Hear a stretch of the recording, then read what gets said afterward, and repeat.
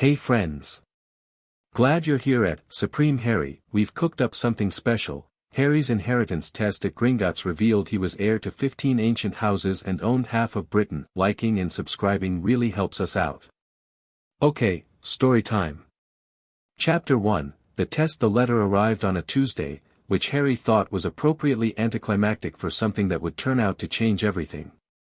It came with the Morning Post, carried not by Hedwig but by a small, officious-looking owl with bronze feathers and a leather satchel strapped to its leg like it meant business. It dropped the envelope on Harry's toast, gave him a look that somehow managed to be simultaneously professional and contemptuous, and left without waiting for a reply. Harry pulled the letter free from under a smear of butter, turned it over, and read the return address embossed in dark green ink on the back. Gringotts Wizarding Bank, Diagon Alley, London. Department of Estates, Wills, and Hereditary Magic. He hadn't expected that. He'd been expecting nothing. Actually, the summer had been 43 days of nothing so far, which suited him fine because the alternative to nothing was feeling things, and Harry had decided somewhere around day 3 that feeling things was not on the agenda this summer. Sirius had been dead for 6 weeks.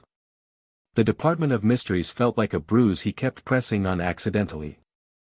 Every time he let himself go quiet for too long, he saw Sirius falling through the veil, and then he had to do something loud or physical or both just to stay level. The Dursleys had, for once in their collective lives, left him alone. Dumbledore had apparently said something to them at King's Cross that had put the fear of something into Vernon, because the man barely looked at Harry anymore, which was honestly an improvement. Harry slit the envelope open with his thumbnail. Dear Mr.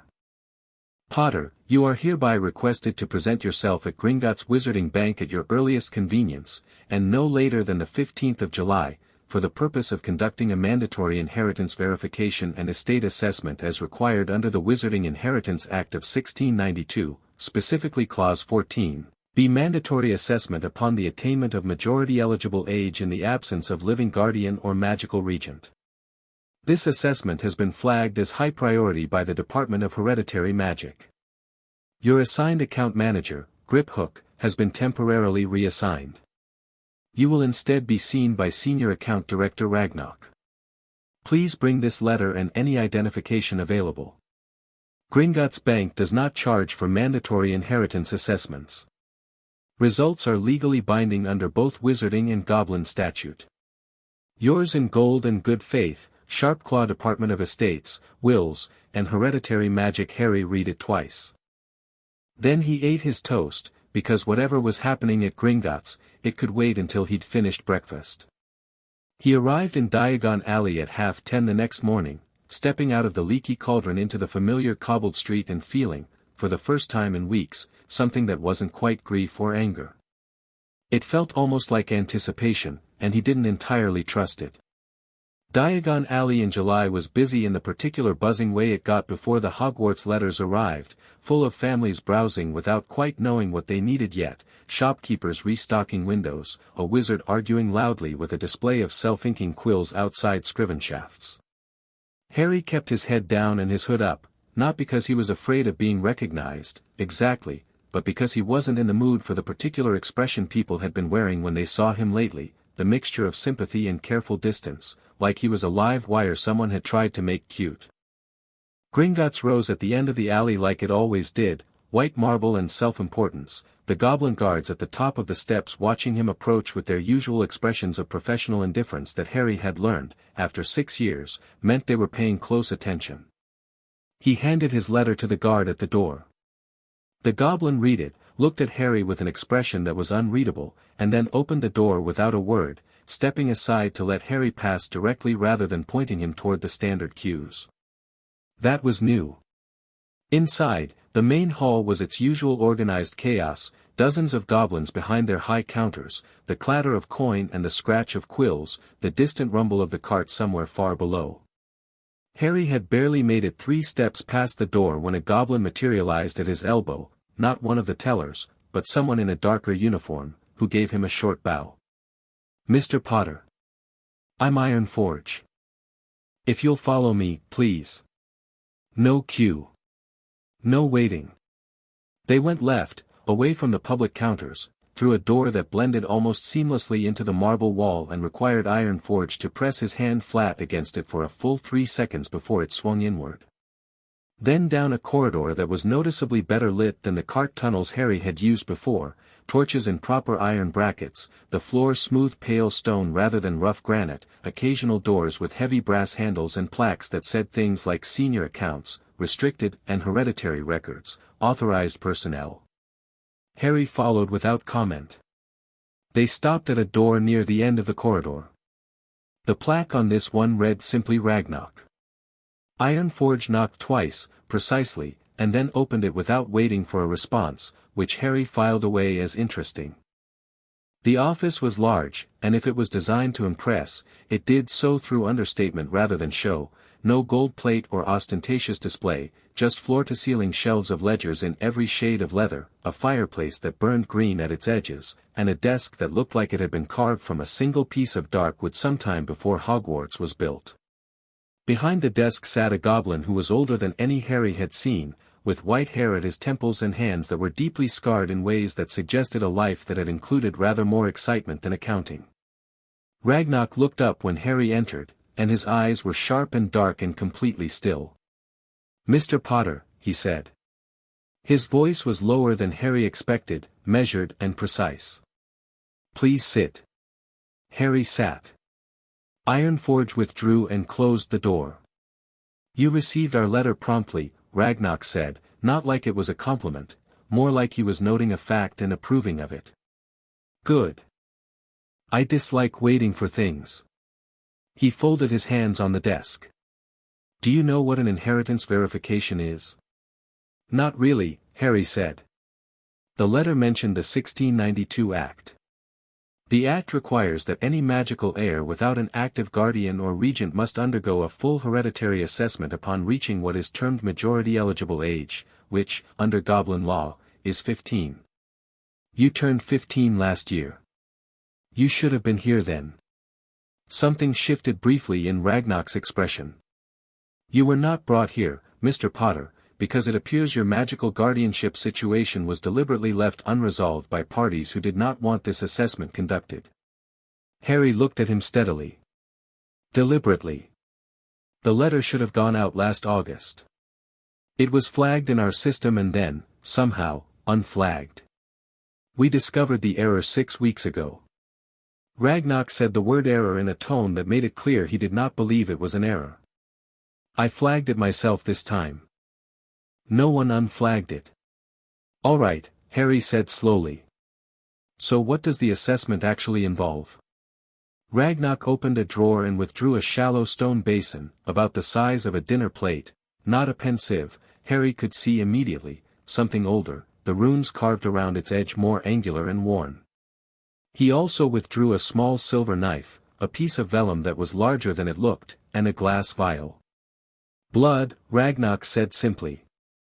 "Magic reads blood with perfect clarity. It does not lie, it cannot be altered without leaving traces, and it does not care about politics." He set the basin in the center of the desk. "You will place 3 drops of blood in the basin. The blood will enter the vellum and activate the hereditary index, a magical record tied to every registered magical bloodline in Britain and, through our treaty networks, in most of the wizarding world. It will tell us every house you are heir to, every property in your name or claimable by you, and the full extent of your magical inheritance."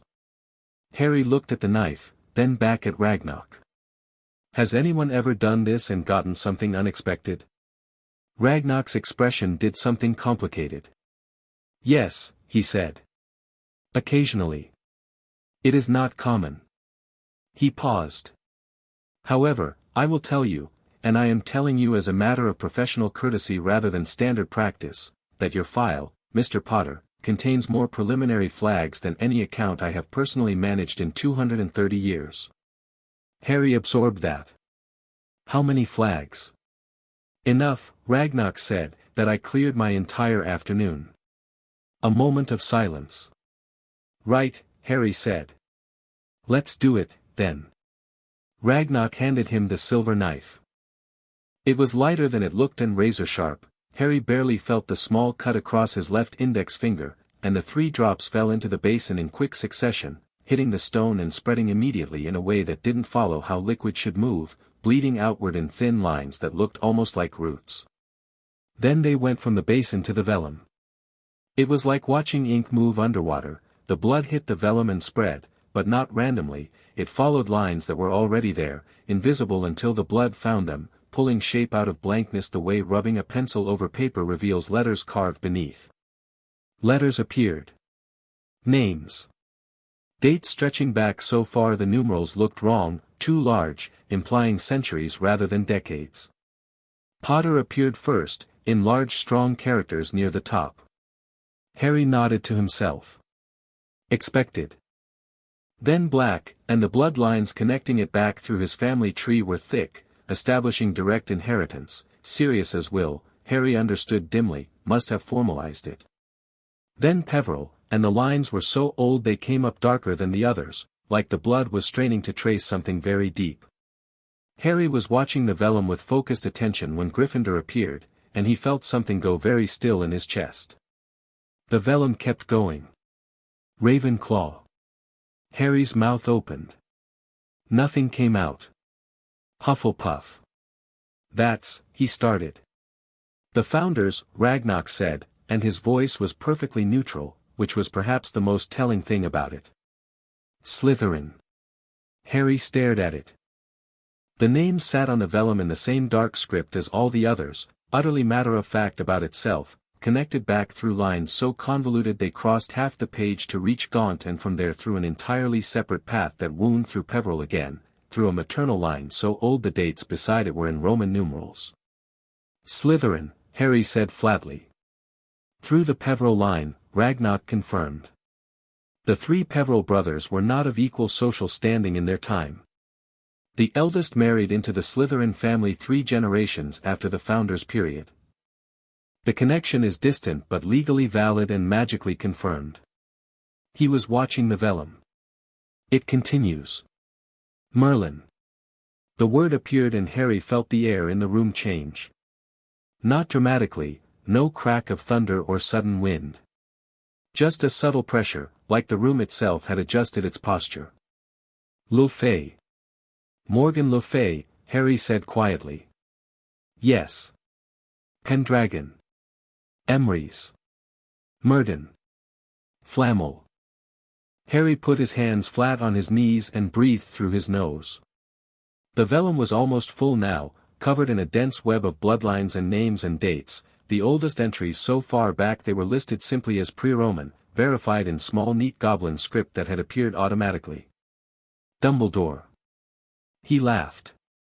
He couldn't help it, not a happy laugh, more the sound a person makes when something has gotten so outrageous that the only response left is genuine disbelief wearing laughter's clothes. You're joking. I am not, Ragnarok said, with what might have been the faintest trace of his own amusement. A minor branch.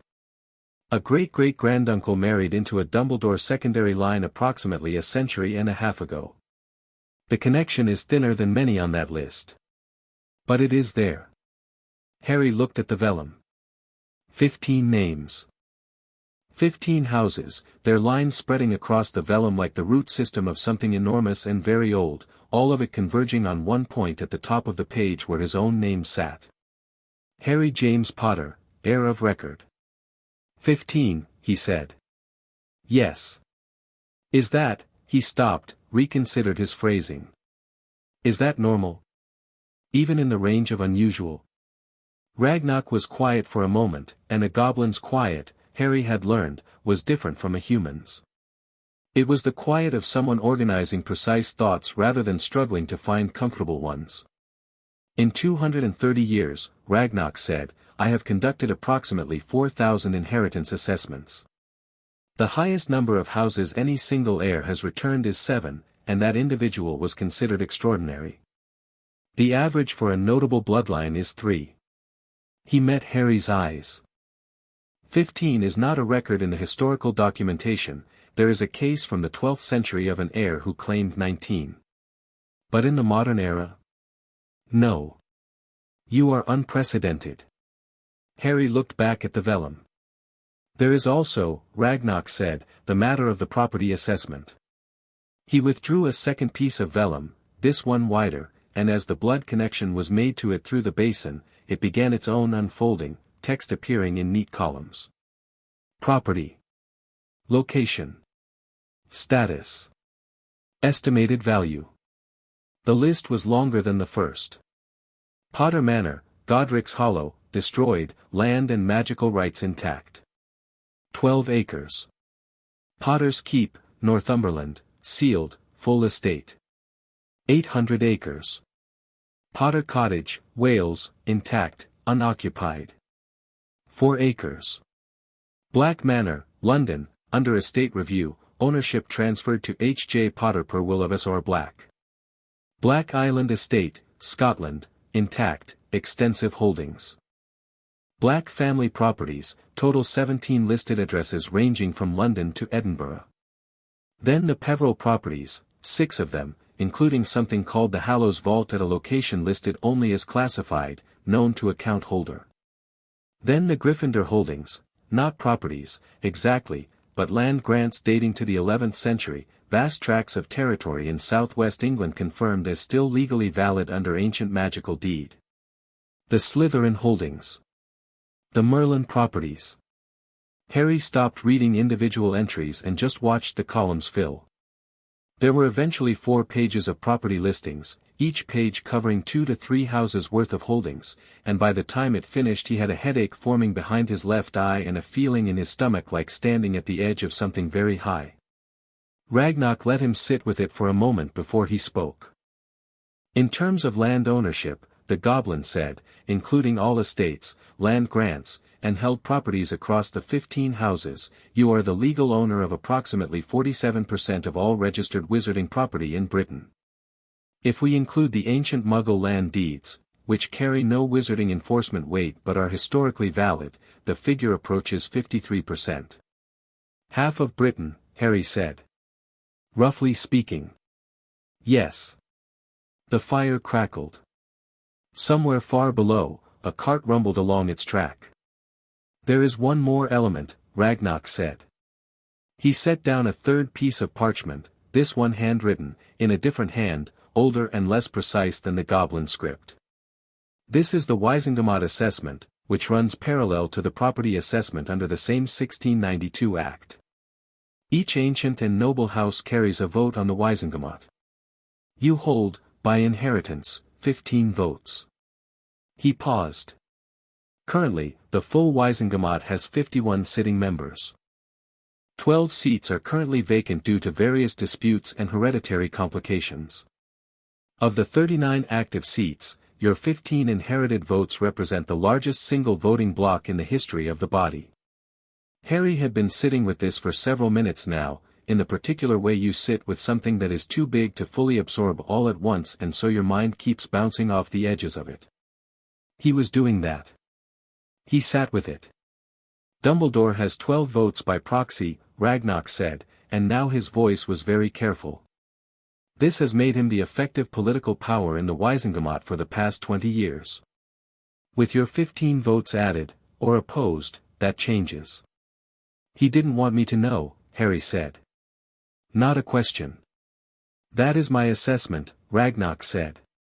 Not a conclusion I can prove.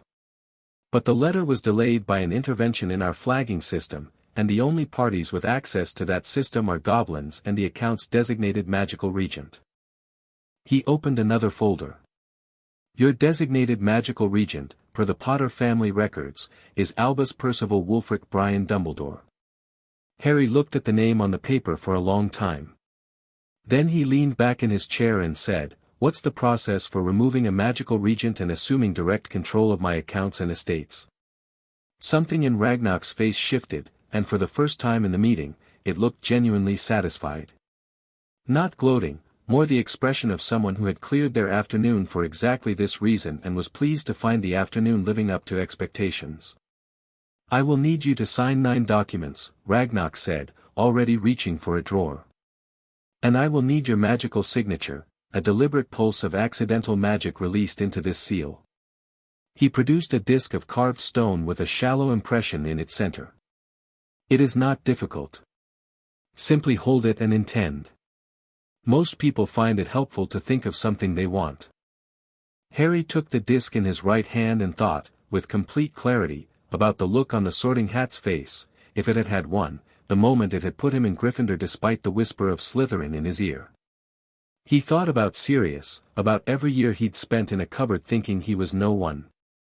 He thought about the prophecy and the veil and every single person who had ever decided what Harry Potter should know and when he should know it. The disc glowed white gold and warm, and the impression filled. Ragnarok took it back, examined it, and nodded. Accepted. The accounts are yours, Mr. Potter. He produced the 9 documents. Shall we begin? They worked through the documents steadily for the next 40 minutes. Harry read each one carefully, which Ragnarok seemed to appreciate, or at least not to hurry. There were forms revoking Dumbledore's regency, forms confirming Harry's assumption of direct account control, forms acknowledging receipt of the hereditary assessment results, and several that were specifically about the Wizengamot seats, forms that, Ragnarok explained, had to be filed with the Ministry within 30 days under the 1692 Act, but which Harry could choose to file at any time within that window. Or, Ragnarok said, laying the last document flat, you could file them today. The Ministry office that handles Wizengamot seat confirmations closes at 4 in the afternoon. It is currently 12:47. Harry signed the last form. Is there a Ministry office in Diagon Alley? There is a satellite office on Nocturne Alley's northern end. 15 minutes walk. Ragnarok assembled the completed papers with precise efficiency. We can have copies sent directly from Gringotts to the Wizengamot Secretariat by Owl. This would be faster. And rather harder to intercept. Send them by Owl, Harry said. Now, before I leave the building. Ragnarok's expression did that complicated satisfied thing again.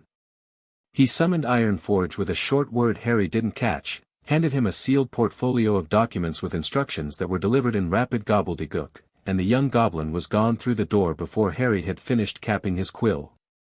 There is one more matter, Ragnarok said, sitting back.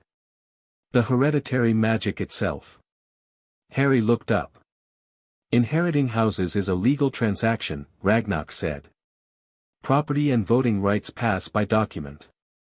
But 15 magical bloodlines of this age and power do not simply sit in a file folder. They are active. They are aware, in whatever way old magic is aware. And they have been waiting for a confirmed heir for in some cases centuries. He folded his hands. You may have noticed the disc glowing more brightly than is usual. This is because your ambient magical field is already responding to the confirmation. In the coming days, you will likely experience what our records describe as a recognition event, the accumulated magical inheritance becoming fully conscious of its heir. It is not dangerous. But it is not subtle. Harry thought about the white gold warmth that had moved up his arm from the disc. He'd assumed it was just the magic of the seal. What does it feel like? I cannot tell you from personal experience, Ragnarok said. But the historical accounts describe it as feeling as though something very large that has been sleeping has opened its eyes. Harry nodded slowly. Right. There is also the practical matter of the Hallows Vault, Ragnarok added. The Peveril inheritance includes a vault that has been sealed since 1203. We know it contains property. We do not know what property. Our records from that period are, he paused, incomplete. You are welcome to visit it at any time. I would recommend doing so sooner rather than later. Why sooner? Because 3 separate parties have attempted to access it in the past 20 years. Ragnarok said it with the flat certainty of someone reading from a ledger. They did not succeed. Our security is impeccable. But the attempts themselves suggest that people know what is in it, even if we do not, and that they believe its contents are worth risking a significant breach of Gringotts security. Harry thought about this. Who were they? Ragnarok produced a final sheet and slid it across the desk without comment. 3 names. The first 2 Harry didn't recognize. The third he did. Albus Percival Wulfric Brian Dumbledore. 1991, denied access. No Peveril hereditary authority confirmed. Harry put the paper face down on the desk and felt something that had been building in him since he was 11 years old, some slow gathering pressure behind his sternum, finally settle into something cold and clear and absolutely decided. "I'll see the vault today," he said. The cart ride was different this time. Not the breakneck plunge he'd taken as an 11-year-old, this one was steadier, deeper, and the tunnels through which it moved were wider and lit with a different quality of light, less like torchlight and more like something older that the goblins had simply never seen fit to improve upon because it worked perfectly and had for a very long time. Ironforge drove. Ragnarok had come himself, standing in the cart with the ease of someone who had made this descent thousands of times, and he said nothing until they reached a level that Harry didn't know the bank had. "How deep are we?" Harry asked. "Deeper than the Lethifold vault," Ragnarok said. "Deeper than the dragon level. This vault was placed here in the year 1203 by the last acknowledged Peveril Patriarch. We have been maintaining the wards around it ever since, at cost to ourselves, because the original charter required it and because Gringotts honors its charters." He gave Harry a brief sideways look. "Even when we have not been paid." Harry made a note to himself to sort out the maintenance arrears. "Thank you," he said. "Genuinely." Ragnarok nodded once, which felt like approximately the equivalent of a human being moved nearly to tears. The cart stopped before a door that looked like it had been carved straight into the living rock, with no frame, no hinges visible from the outside, and runes cut into it that were clearly not the same tradition as the standard Gringotts wards, older, angular, the kind of marks Harry had only ever seen in the most ancient sections of books. "Your blood will open it," Ragnarok said. "Or rather, the confirmation of your blood will. You already completed the ritual above. Place your hand on the central rune, the one that looks like an eye." Harry found it immediately. It did look like an eye, a rough stylized one, cut deep into the rock, and he pressed his palm flat against it. The stone was warm. That was the first thing, warmer than the surrounding rock, warmer than should have been natural, a warmth that moved against his palm like it was doing the pushing rather than receiving it. Then the runes lit, one after another, spreading outward from his hand in a chain that moved around the edge of the door, and then, with a sound like something enormous exhaling after a very long time, the door swung open. The vault was the size of a large room.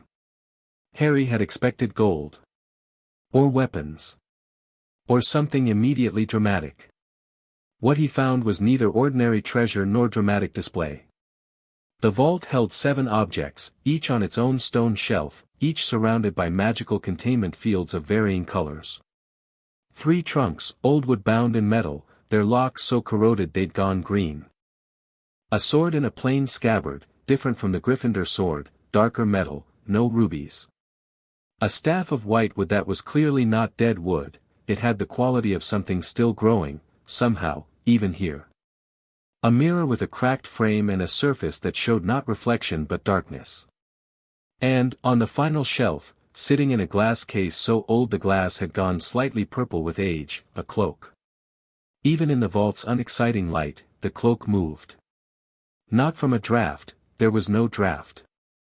It moved the way water moves when you look at it from the right angle in sunlight, suggesting depth it shouldn't have. Harry knew what it was before Ragnarok confirmed it. "The cloak of invisibility," Ragnarok said. "The genuine article. What you have been using is," he paused, careful, "a copy. A very good copy. But not this."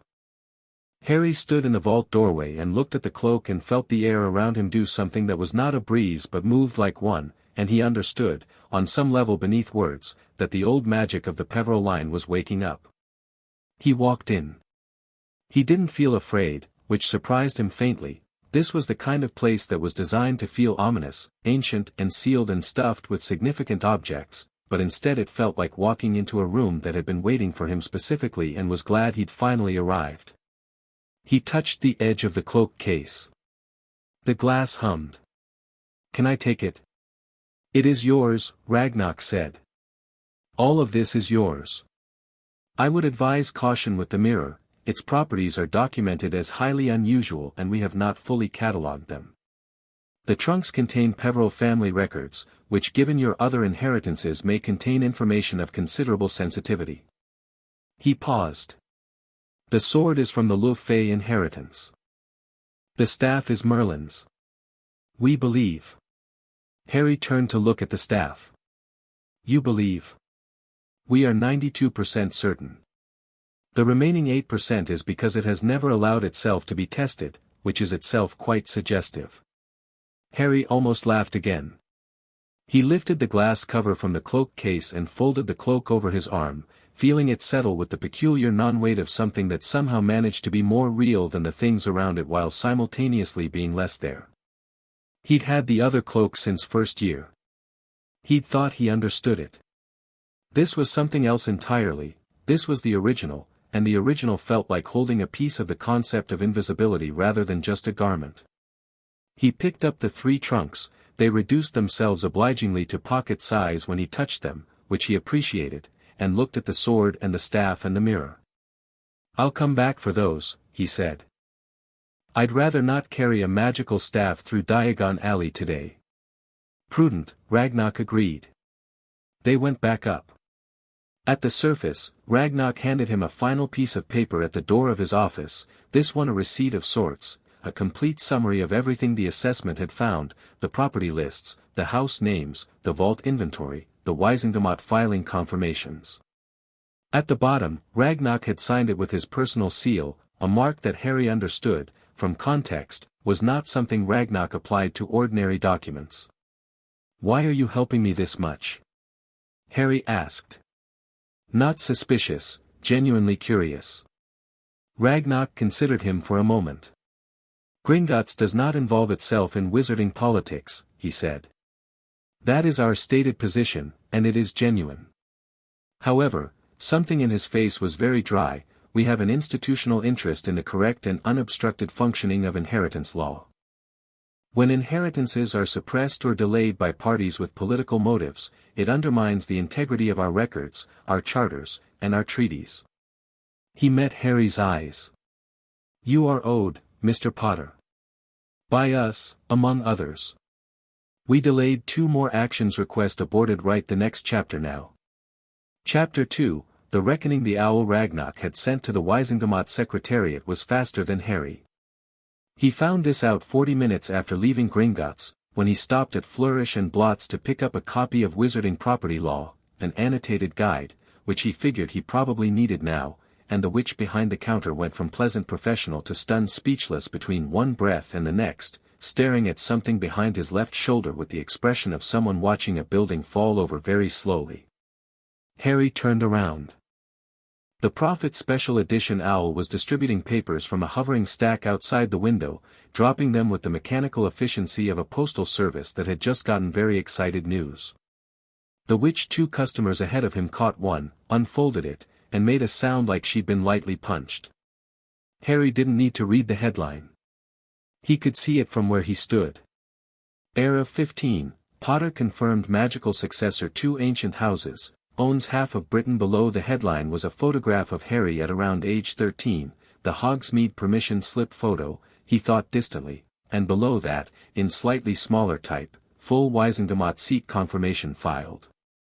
Dumbledore Regency revoked. Full story, pages 1 to 7. 7 pages. They'd given it 7 pages. Harry bought his book, tucked it under his arm, and walked out of Flourish and Blots into a Diagon Alley that had already begun to change temperature around him. It was subtle at first, people noticing the headline, people noticing him, the particular delay that happened when recognition landed and hadn't yet resolved into action. A woman with 2 small children stopped dead on the pavement and just looked at him. A wizard outside the apothecary dropped his bag. 3 teenagers coming out of Quality Quidditch Supplies saw him, then looked at the paper in the nearest person's hand, then looked at him again with an expression of recalibration so visible it was almost funny. Harry didn't stop walking. He made it as far as the Leaky Cauldron's back entrance before the first person tried to stop him, not aggressively, just stepping into his path with the earnest energy of someone who had decided this was an appropriate moment to introduce themselves. He was a heavy-set wizard in expensive robes, mid-50s, with the particular bearing of old money that knew it was old money. "Mr. Potter," the man said, extending a hand, "Bertrand Greengrass, House Greengrass, I wonder if I might have a—" "Not today," Harry said pleasantly, went around him, and was through the door before Greengrass had finished lowering his hand. Tom the barman looked at Harry when he came in, looked at the paper on the counter in front of him, and said, "Bit of a morning, then?" "Bit of a morning," Harry agreed. "Can I use your flue?" Tom waved him toward the fireplace without another word, which Harry appreciated deeply. He stepped into the green fire and said, "The burrow," and came out the other end in a kitchen that smelled of bread and beeswax, completely empty because it was a Thursday and most of the Weasleys were out. He was alone for approximately 90 seconds before he heard feet on the stairs and Hermione appeared in the kitchen doorway in jeans and a jumper, a book under one arm, already talking. "Harry, I need to, have you seen the prophet today? Are you all right? You look, what happened? You were at Gringotts, I got your note this morning and I've been sitting on my hands since 9 o'clock, sit down," Harry said. She sat, with the expression of someone who needed to say 6 more things but was choosing, with visible effort, to wait. Harry sat across from her, pulled the summary paper Ragnarok had given him from his jacket pocket, charmed flat, it unfolded to its full 2 feet, and put it on the table between them. Hermione looked at it. Then she pulled it closer. Then she started reading, and as she read, something happened to her face that Harry had never quite seen before, not shock exactly, because Hermione processed information differently than most people, sorting it into categories as it arrived rather than reacting to the whole at once. What he saw was something more like category overload, the moment when the sorting system stopped keeping up. She got to the Wisengamot section and looked up at him. 15 votes, she said. Yes. Harry, Dumbledore has 12. I know. You have 15. Active, confirmed, filed as of today. As of about an hour and a half ago, yes. Hermione put the paper down very carefully, like it might startle. Okay, she said, and he could hear her thinking, which was a thing she did audibly when something was big enough to require actual processing time. Okay. The prophet already has it. Ragnarok sent it to the Secretariat. The Secretariat is a government office. Someone in the Secretariat told the prophet. The ministry will be, I can't even imagine, she stopped. Harry, this restructures everything. The Wisengamot balance has been set for 20 years. Dumbledore's 12 votes have been the deciding factor in every significant piece of legislation since you know who fell.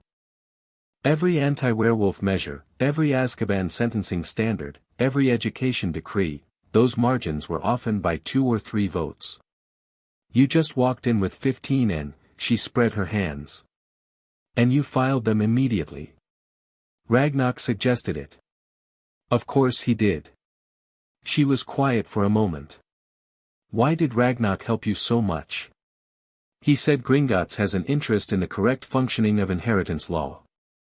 And that the assessment was delayed deliberately, someone in Dumbledore's position as regent suppressed the notification. He said it flatly, without heat, which was a choice. The heat was there. He was just keeping it separate from the facts. Hermione's expression went through something complicated. She had always been the person most likely to say but Dumbledore must have had reasons and least likely to say anything that qualified as a direct criticism of him, and Harry could see her managing that now, weighing it against what was on the paper in front of her, weighing it against 5 years of incidents that suddenly had a different cast when you added and he knew about this and chose not to tell you. He tried to access the Peveril vault in 1991, Harry said. Ragnarok gave me the records. Something in Hermione's face settled, and became very still, and then became something harder. 1991 was your first year, she said. Before you even knew you were a wizard. Yes. He tried to access a vault that belonged to you before you even knew, yes. She folded her hands on the table. What are you going to do? I'm going to talk to him, Harry said. But not yet. Not until I have a better sense of what I'm working with. He paused. I need your help, Hermione. I need someone who actually understands magical law and political structure and can help me figure out what 15 Wisengamot seats means in practical terms, what motions I can bring, what I can block, what the full property portfolio actually represents in terms of resources and obligations. Hermione was already reaching for the parchment again. I've been reading about the Wisengamot since 5th year, she said, and now her voice had the quality it got when a problem had presented itself and she had relevant expertise. After they put you on trial, I spent about a week going through every procedural manual I could find. She scanned the list of houses. Harry, you're heir to Ravenclaw and Hufflepuff as well as Gryffindor. All 4 founders. And Merlin. And Slytherin, Harry said. She looked at him over the top of the parchment. And Slytherin, she agreed, with a slight pause that suggested she was choosing not to say several things about that. What does Gaunt mean in the context of this list? Ragnarok explained it. Voldemort is the last of the Gaunt line. When the Gaunt line became effectively extinct in the active sense, no acknowledged heir, last male either dead or legally disqualified by his actions, the magical inheritance law has a clause for contested bloodlines. As the only living person with overlapping magical kinship through the Peveril Slytherin cross, I'm the closest living heir. He paused. It doesn't mean I inherit Voldemort's stuff. It means the magical designation of the Gaunt house recognizes me as the heir apparent in the absence of any other valid claimant. That's almost poetic in a horrible way, Hermione said. Almost, Harry agreed. The kitchen door opened and Ron came in from the garden, dirt on his hands and a quaffle under one arm, stopping at the sight of both of them around a table full of parchments with faces that said serious conversation in progress. He looked from one to the other. What happened, he said. Shut the door, Harry said. Ron took it differently than Hermione. Where Hermione had gone quiet and analytical, Ron had gone through approximately 4 distinct emotional phases in about 3 minutes, stunned, excited, stunned again, and then a slightly odd silence that resolved into him leaning back in his chair and saying, "So you own Hogwarts?" "I don't own Hogwarts," Harry said. Ravenclaw and Hufflepuff land grants are in the southwest of England. Hogwarts is in Scotland. Gryffindor, also the southwest. But you're heir to all 4 founders. Which is a magical designation, not a property deed. Hogwarts itself is held by its own charter, it doesn't pass by inheritance. He paused. Probably. Hermione's looking into it. I'm looking into it, Hermione confirmed, without looking up from the parchment. Ron rubbed the back of his neck. 15 houses, he said. Merlin, Harry. I know. And Dumbledore, don't, Harry said, and something in his voice made Ron stop. Not because Harry was angry, he was, somewhere, but it was the slow-burning kind that stayed useful rather than the explosive kind that spent itself on air. Not yet. I need to think before I talk to him. Ron nodded, which was one of the things Harry had always appreciated about Ron. When he was told not yet, he understood not yet without needing a full explanation of why. What do you need from us? Ron asked. Help, Harry said simply. I know what the Goblin Law says. I don't know what any of this looks like from the inside, from the political side, from the wizarding world side. I need people who'll tell me the truth about it. Ron's expression did something that was almost amused. I'm a Weasley, he said. We've been on the wrong side of wealth and politics in this world my whole life. I can tell you exactly what it looks like from the outside looking in. He paused. It looks like the people with the old family names and the Wisengamot seats have been running the same game for 300 years and calling it tradition. Right, Harry said. So tell me how the game actually works. They were still at it an hour later when Mrs. Weasley arrived home and stopped in the kitchen doorway with a prophet tucked under her arm and her eyes slightly red. She looked at Harry for a moment and then did something that wasn't quite crying but was next to it. She crossed the kitchen in 3 steps and hugged him, briefly but firmly, and then stepped back and composed herself with the efficiency of a woman who had long ago decided that composure was a practical tool. "Your parents would have," she started, and then stopped and pressed her lips together. "It doesn't matter. Are you all right?" "I'm fine," Harry said. "I promise." "He's been at Gringotts since this morning being told he owns half of Britain," Ron said. "I think 'fine' might be an understatement." "He said fine," Hermione said. "Oh, he says fine when he's been stabbed by a basilisk, that's not, 'I'm fine,'" Harry said again, and this time he said it with enough certainty that both of them let it go. Mrs. Weasley sat down at the table with the look of someone settling in for a conversation she intended to contribute to. "What are you going to do about Albus?" she asked, which was direct enough that Harry looked at her with something like appreciation. "I don't know yet," he said. "He's going to want to talk to you as soon as he finds out about the filing." "He already knows," Hermione said. "The filing was public record the moment it was submitted. He'll have known within an hour of Harry leaving the bank." As if on cue, and Harry would later think that the universe had a taste for timing that bordered on editorial, the fireplace roared green, and Albus Dumbledore stepped out of it. He was wearing deep blue robes and his expression was the one Harry had seen a few times in his life, the one that was warm and calm and behind which something else was moving that the warmth was designed to prevent you from looking at too carefully. His half-moon glasses caught the kitchen light. He looked at Harry, and the expression shifted towards something that might have been genuine, concern, or something adjacent to it. "Harry," he said. "I came as soon as I could." "I know," Harry said. He didn't stand up. Dumbledore registered this, the staying seated, the lack of deference in the greeting, and filed it away behind the warmth with the practiced ease of someone who had been reading rooms for a century. He looked at Ron and Mrs. Weasley. "Might I have a few moments alone with Harry?" "No," Harry said. A small pause. "I beg your pardon." "I said no." Harry's voice was perfectly pleasant. "Ron, Hermione, and Mrs. Weasley can stay. I've got no secrets from them, and I'd rather have people I trust hearing this conversation." He met Dumbledore's eyes. "You understand, I'm sure." Dumbledore looked at him for a long moment. Something in the warmth receded slightly, not coldly, more like a tide going out, revealing the shape of the rock beneath. He pulled out a chair and sat down, which Harry appreciated. It meant he'd decided to meet this honestly rather than manage it, at least for now.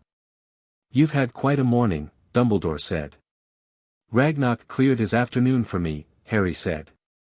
15 houses will do that." "Yes." Dumbledore looked at his hands. They were old hands, the right one still scarred from the ring, the gaunt ring, Harry now knew, the resurrection stone, which gave the morning's revelations an additional layer of irony that was almost too much. "I imagine you have questions." "A few." Harry picked up the paper Ragnarok had given him and turned it to the section at the bottom. The section with Dumbledore's name in the attempted access log. He slid it across the table. Dumbledore looked at it. He didn't react with the particular kind of shock that would have meant he'd forgotten, he'd clearly remembered it perfectly, which said something in itself. He simply looked at it and then looked back at Harry. "The Peveril Vault," Harry said. 1991, before I even knew I was a wizard." "What were you looking for?" "The Hallows," Dumbledore said, and there it was, directness, finally, without the softening or the misdirection, which Harry acknowledged privately was at least something. "I believed, and I still believe, that the complete Deathly Hallows in Voldemort's possession would represent an existential danger. I was attempting to locate and secure the cloak before telling me it existed," Harry said. "Before telling me I had a vault. Before telling me about any of this. You were 11 years old." "I was 15 last August," Harry said. "The assessment letter was flagged and then unflagged. You're my designated regent. Only you had access to that flag." Dumbledore was quiet. The kitchen was very quiet around him. "You delayed it," Harry said. "Not angry, just stating." "Why?" The Hallows were already accounted for by then. So why delay it this year? Because, Dumbledore said, with the care of a man choosing each word like it was carrying something fragile, 15 Wisengamot seats in the hands of a 16-year-old boy in the middle of a war seemed to me more likely to create problems than to solve them. Problems for who? Ron said, from across the table. Dumbledore looked at him. Problems for Harry, primarily. A boy with that kind of power becomes a target in ways that, he's already a target, Hermione said sharply. He's been a target since he was a year old. That's not a reason to keep him in the dark about resources that could protect him. Hermione, no, she said, and her voice had the quality it got in class when she knew she was right and wasn't going to be polite about it anymore. Harry, I'm sorry, but, no. You delayed a legally mandatory assessment. That's not a strategic decision about protecting him. That's making a choice that wasn't yours to make. Dumbledore sat with this. Harry watched him and thought about all the years of guidance and half-truths and things revealed too late, and felt none of the things he'd expected to feel, not rage, not grief, not the desperate need for Dumbledore to explain it in a way that made it okay. He just felt clear.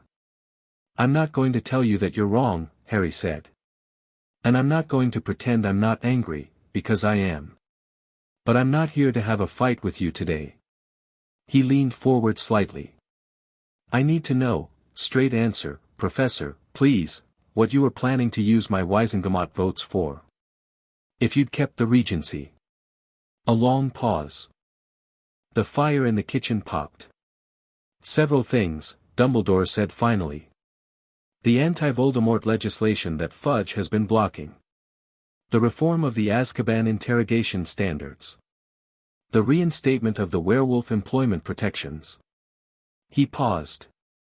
All good things, Harry. I want you to know I was not planning to use them for, I know, Harry said. I believe that. Those are good things. He pulled the paper back toward him. And I'll probably vote for all of them. But I'll vote for them because I want to, not because you decided I would. That's the difference. Dumbledore looked at him for a long moment, and what was in his face was something Harry hadn't seen from him before, not the warmth, not the calculation, just something genuinely old and maybe a little tired. You're very like your mother, he said. She had the same way of being angry without letting it move into unkindness. Harry didn't say anything to that. What would you have me do? Dumbledore asked. Nothing dramatic, Harry said. I don't need your help managing the inheritance, Ragnarok is handling that, and I trust him more than I trust most of the wizarding world right now, which is a sentence I never expected to say. He paused. But I do need to know, as completely as you can tell me, what the current state of the war actually is. What Voldemort is doing, where his people are, what the Order knows. Not the managed version. Everything. Dumbledore considered this for a moment that was perhaps 3 seconds longer than it needed to be, and then he nodded. Voldemort is consolidating, he said. He has been quiet since the Ministry, which is not because he was weakened, the Ministry exposure was embarrassing but not strategically damaging for him. He is waiting. He has been seeking something, and we believe, he stopped. We believe he knows about your inheritance. The Death Eaters have informants everywhere, including, regrettably, the Wisengamot Secretariat. He knew before the Prophet ran it? Possibly. Probably. Dumbledore's hands folded on the table. Which means he is already adjusting his plans. Voldemort is many things, but he is not slow. Harry thought about this. About Voldemort sitting somewhere receiving the news that Harry Potter had just become the largest single power block in Wizarding Britain, legally, financially, and politically. He thought about what Voldemort would do with that information. He'll attack something I've claimed, Harry said. Dumbledore looked at him steadily. That is my assessment as well. The properties. Or the Wisengamot seat. Or both. Harry drummed his fingers once on the table, a short quick rhythm, thinking. Not me personally, that's the prophecy game, and that's its own track. But demonstrating that my inheritance is vulnerable, that I can't protect it, that I'm still just a boy with a title and no real power, that's worth something to him. Politically. It undermines the thing that just changed. Yes, Dumbledore said quietly. That is very likely his logic. Then I need to visit my properties, Harry said. Starting with Potter's Keep. Before he can move on them. He looked at Hermione. Can you come? Obviously, she said. Ron. You're not going anywhere without me, Ron said. That's not even a question. I'll need a week to sort the legal acknowledgements, Hermione said, pulling the property list toward her. The keep has been sealed for 2 centuries, there will be a process for opening it properly, and if we do it wrong we might trigger some of the preservation wards. I'll research it tonight. Hermione, Harry said. She looked up. Thank you, he said. She held his gaze for a moment and then nodded, once, and went back to the list with the focus of someone who had decided that the best thing she could do with her feelings was make them useful. Dumbledore rose from his chair. He stood for a moment with both hands on the table, looking at Harry with something that was genuine now, without the carefully managed warmth. I am glad, he said, that you are not letting this make you angry in the way that would destroy you. I was afraid, when I heard. I know what you were afraid of, Harry said. You were afraid I'd go off half-cocked and blow everything up. He paused. I'm not going to do that. But I'm also not going to pretend this is fine, and I'm not going to let you make decisions for me again. He met Dumbledore's eyes. We can still work together. I think we should. But it's going to be as equals, or it's not going to be at all. Dumbledore stood very still for a moment. Then he said, agreed, and it sounded like it cost him something, which Harry thought was probably right, it should cost him something. He flew out. The fire went green and then orange and then back to normal. Mrs. Weasley let out a long breath. Ron dropped his head back and looked at the ceiling. Hermione kept reading, though her quill had stopped moving. You all right? Ron said. Getting there, Harry said. The next morning brought 47 owls. Harry sat at the Weasleys' kitchen table at 7 in the morning and looked at the pile of letters that had accumulated overnight on the windowsill, where they'd been stacking up in polite queues, the owls perching in silent rows along the gutters outside because the window couldn't hold them all. He opened them methodically, starting from the top. 3 from wizarding law firms requesting to represent his estate interests. 7 from heads of ancient and noble families requesting audience. 2 from the ministry, 1 from Fudge, which Harry set aside, and 1 from a woman named Amelia Bones, head of the Department of Magical Law Enforcement, which he read twice. Mr. Potter, I am writing not in an official capacity but as a private individual who has watched the Wisingamot operate for 30 years. What you did yesterday, filing those seats immediately, assuming direct control, revoking the regency, was either the most strategically brilliant thing I have seen in a decade of politics, or the most dangerously naive. I am not yet certain which. But I would like to find out. If you are willing to meet, I will come to you at whatever location you choose. I ask nothing in exchange. I am offering information and, if you find me useful, advice. Yours with genuine respect, Amelia Bones. Harry wrote back immediately, same day if you can manage it. The Borough, Ottery St. Catchpole. Noon. He sent it with the most capable-looking owl from the window, which preened slightly at being selected and departed with significant attitude. Then he opened the letter from Fudge. It was 2 pages of careful political language that said, underneath all its careful language, exactly one thing: please do not use those votes against us. Harry folded it back into its envelope and put it in a pile he'd mentally labeled to think about later. Hermione arrived downstairs at 7:30 with notes already in hand, wearing the expression of someone who had been awake since 5. Potter's Keep, she said, sitting down and spreading her notes. I found the original sealing records in a history of Northern English magical estates. There's a copy in the library here, which is actually surprisingly good. She organized the pages. The keep was sealed in 1812 by Elias Potter, Harry's, your great-great-grandfather, following some kind of significant magical event that the records describe only as the incident of the ward burning. The sealing is a standard preservation seal, which means the interior is magically suspended, nothing has aged, nothing has changed, it's exactly as it was when the doors were shut. Opening it requires the acknowledged heir, physical presence, and about 20 minutes of ward dissolution work. She looked up. I can do the ward dissolution. I've been looking at the rune set and it's complex but readable. You've been awake since 5, Harry said. Since 3:30, she corrected, unbothered. Also, I need you to know, the Gryffindor and Hufflepuff land grants in the southwest are enormous. We're talking hundreds of square miles of open countryside. Some of it is in Muggle ownership by surface appearance, but the magical deed is still valid beneath it, which creates a complicated legal situation that's actually quite fascinating from a property law perspective. Is any of it going to be a problem? Potentially. There are 2 Muggle villages sitting on Gryffindor-granted land. I don't think you want to evict anyone, absolutely not. Right, so we need a legal framework for coexistence agreements, which are actually a thing in magical property law. There's a whole section in the 1843 Property Harmonization Act. Later, Harry said gently. Amelia Bones is coming at noon. I want to prep for that first. Hermione reorganized her piles with the efficiency of someone switching mental tracks. What do you know about her? She's head of magical law enforcement. She was firm but fair during the Wisingamot trial last year. She was the one who pointed out that the hearing time had been changed and my underage magic notice had gone out without proper procedure. She wanted to dismiss the whole thing.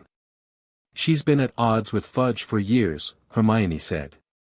I've read her name in the context of several reform proposals that Fudge quietly killed. She's not liked by the old families because she's not pure blood aligned, but she's respected by almost everyone else because she's genuinely competent. She paused. She lost her brother and sister-in-law to Voldemort in the First War. Her niece is Susan Bones, who's in our year at Hogwarts. Harry filed this away. Is she someone I should trust? Hermione thought about it with genuine care. I think she's someone who is trustworthy because she has consistent principles, not because she's your friend. Which is actually more valuable. She looked at him. What are you hoping for from the meeting? A real picture of what the ministry looks like from the inside, Harry said. And an ally who doesn't need me to be a symbol. Just someone who wants to fix things for actual reasons. Ron came down the stairs at 8, assessed the table covered in notes, poured himself tea, and said, Bones is coming. Good. She's sharp. At Harry and Hermione's looks, Dad's mentioned her. He respects her. Said she's one of the few people at the ministry who actually remembers what it's for. By noon, the kitchen table had been cleared and reset, and Amelia Bones arrived through the flow with the punctuality of someone who considered lateness a form of disrespect. She was a square-jawed witch in her mid-50s, with steel-gray hair and a monocle that she wore not like an affectation but like a tool, and she looked at Harry when she came in with eyes that were doing exactly what his were doing, taking a real measurement. Mr. Potter, she said. Miss Bones, Harry said. Sit down. Tea. Please. She sat. She looked at Hermione and Ron with an acknowledging nod that was professional rather than dismissive. I'll be direct, if you don't mind. Please, Harry said. The Wisingamot has been Dumbledore's instrument for 20 years, she said, wrapping both hands around the mug Hermione had passed her. Not maliciously, he's used it for good things, mostly. But it has become dysfunctional as a body because everyone knows the votes are predetermined, which means genuine debate has stopped happening. When the result is always going to be whatever Dumbledore and his 12 proxies want, you stop having real politics and start having theater. She looked at Harry steadily. Your 15 seats change that, if you use them actively. I intend to, Harry said. Good. She took a sip of tea. Here's what I'm going to tell you that no one else will, the ministry is cracking. Fudge has been managing the Voldemort resurgence through denial because admitting it means admitting he failed, and he's been covering the cracks by concentrating power and eliminating anyone who disagrees with him. He put Umbridge in your school last year, you know that better than anyone. He did more than that, Harry said. I know he did. Her jaw tightened slightly. I have a file. It is significant. And under the current structure, I cannot do anything with it because Fudge controls my department's budget and my oversight. She set down her mug. If the Wisengamot had a functioning independent majority, a majority that wasn't beholden to either Fudge or Dumbledore, I could bring that file to the floor and have actual legal proceedings. What would those proceedings do? At minimum, remove Fudge from office and trigger a ministerial election. She paused.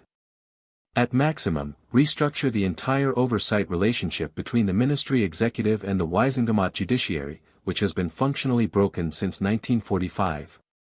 She held his gaze. I have the legislation drafted. I have had it drafted for 2 years. I have been waiting for enough votes. Harry looked at her for a moment. How many votes do you need? 27. Simple majority of the full 51. She looked at her notes. Dumbledore's 12, you're 15, that's 27, exactly. Assuming Dumbledore votes with me. Assuming he votes with you. Which he will, on these measures, they align with his stated principles. She watched Harry's face. The question is whether you're willing to vote alongside him. Harry thought about Dumbledore's face in this kitchen, the tiredness in it, the genuine agreement when Harry had said as equals or not at all. Yes, he said. As long as I'm voting for the right things for the right reasons. Bones nodded once. Then I'd like to propose something. There is a full Wisengamot session in 11 days. The August session, traditionally a low attendance formality, a rubber stamp meeting for minor matters. This year I'd like it to be something other than that. What are you planning to put on the floor? 4 pieces of legislation, she said, and produced a folder from her robes with the efficiency of someone who had been holding this meeting in her mind for a long time and was not going to waste it. She laid out 4 pieces of parchment, each covered in dense legal text.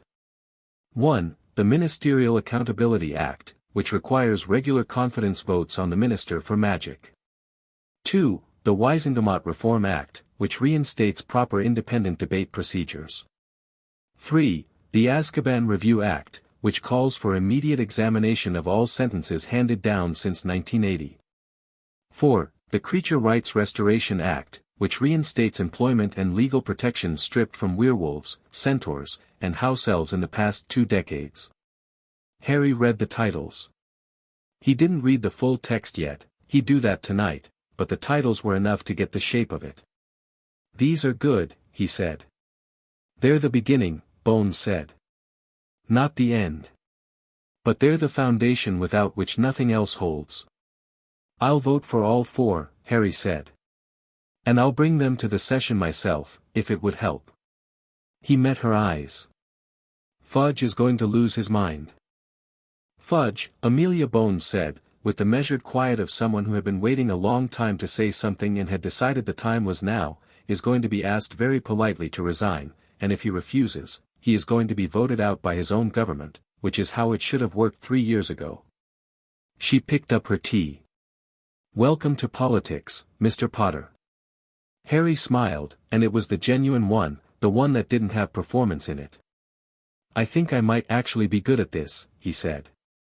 You walked into Gringotts yesterday morning a private citizen, she said, and by afternoon you had restructured the power balance of the entire wizarding government. You're already good at it. She paused. Don't let anyone tell you otherwise. They will try. That evening, Harry sat on the garden wall of the burrow with the last of the day's light going gold across the fields, and he held the old Peveril cloak in his hands and thought about what it meant to have weight in the world. Not symbolically, he'd had that since he was a year old, and it had done him exactly no good. Real weight. Legal, financial, political, the kind that moved things. He'd spent his whole life being told he was special and simultaneously being kept from anything that would have made that specialness useful. He'd been the boy who lived for 6 years and been managed and protected and guided and withheld from, and in the middle of all that, Sirius had died on a stone floor in the Department of Mysteries because Harry hadn't had enough information to make good choices. He wasn't angry about that in the way that burned. He was angry about it in the way that decided things. The cloak moved in his hands, shifting with that impossible depth. He folded it carefully, tucked it into his jacket, and went inside to read Amelia Bones's legislation. Chapter 3, The Board Moves. The letter from Lucius Malfoy arrived on a Friday, written on paper so heavy it was practically card, the Malfoy seal pressed so deeply into the black wax it looked like a brand rather than a stamp. It was 3 sentences long. Mr. Potter. I believe we have matters of mutual interest to discuss. I request the courtesy of a meeting at a time and location of your choosing. Harry read it at breakfast, turned it over to check the back, nothing, and passed it across the table to Hermione without comment. She read it, turned it over the same way Harry had, and said, "He's being careful." 3 sentences, Ron said, reading over her shoulder. Lucius Malfoy wrote 3 sentences. He once sent my dad a 14-page legal memorandum about a permit for a bewitched lawnmower. He's not posturing, Harry said. That's the interesting thing. Everything about this letter is deliberately stripped down. No threats, no flattery, no Malfoy family history. Just a request.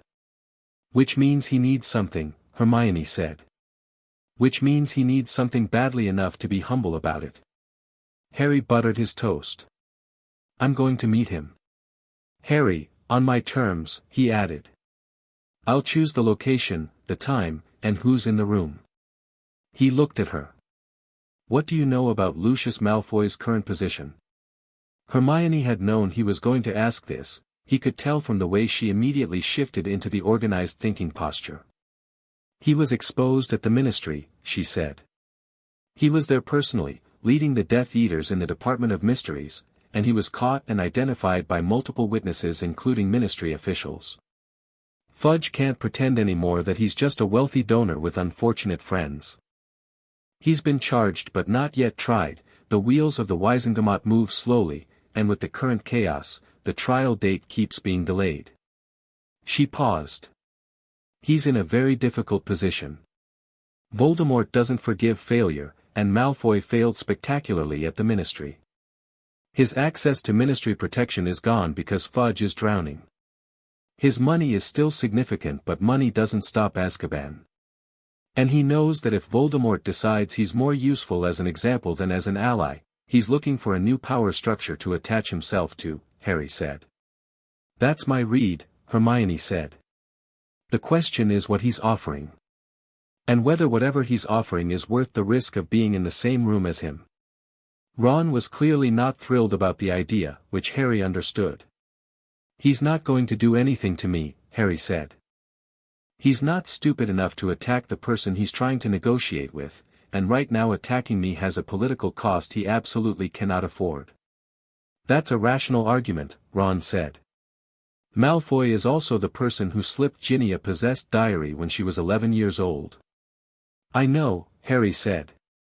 I haven't forgotten anything. He looked at his toast. But I want to know what he wants. Information is worth more than the risk of an uncomfortable meeting. Fine, Ron said. But I'm in the room. You're in the room, Harry agreed. He wrote back to Malfoy that afternoon, short, mirroring the other man's register, Gringotts, private meeting room, Monday, 2 o'clock. Bring no one. He sent it and didn't think about it again, which was itself a kind of power he'd only recently discovered, the ability to make a decision and then put it down until it was needed. What he did think about was Neville. He'd been thinking about Neville since Thursday morning, when Hermione had flagged something in the property records that she'd initially moved past and then circled back to with a frown he recognized as the "this is actually important" frown rather than the "this is complicated" one. Harry, she'd said, laying a page from the Hufflepuff land grant documents flat on the table. The Hufflepuff inheritance, I mentioned the Bones Hufflepuff connection. The reason you inherit Hufflepuff rights through that line is because Helga Hufflepuff's magical bloodline runs through the Bones family. Susan Bones could potentially have a claim, but the primary line of descent bypasses her generation and runs through an older branch. She'd traced a line on the page. This branch. The line ended at Longbottom. Harry had stared at it for a long moment. Neville. Not a house inheritance, it doesn't split that way. The Hufflepuff magical designation recognizes you as primary heir because you have the stronger multi-house claim. But Neville has what's called a secondary heritage flag, which means the Longbottom family has a dormant connection to the Hufflepuff line that was never formally acknowledged. She'd looked up. He should know. It doesn't change your inheritance, but it changes his understanding of his own family history, and there are almost certainly properties or rights associated with it that the Longbottoms don't know about. I'll tell him, Harry said. He'd been turning over how to have that conversation ever since. He and Neville weren't distant, they'd never been close in the way Harry was close to Ron and Hermione, but the Department of Mysteries had changed that somewhat. Neville had been there, had fought, had refused to be left behind, and Harry had seen something in him that night that he'd always suspected was there but hadn't been sure of. The fight had burned away a lot of the nervous apologetic surface and left something underneath that was neither nervous nor apologetic at all. Neville Longbottom was, underneath the bumbling and the herbology obsession, quietly furious about what had been done to his parents, and that fury was the banked coal kind that never went out.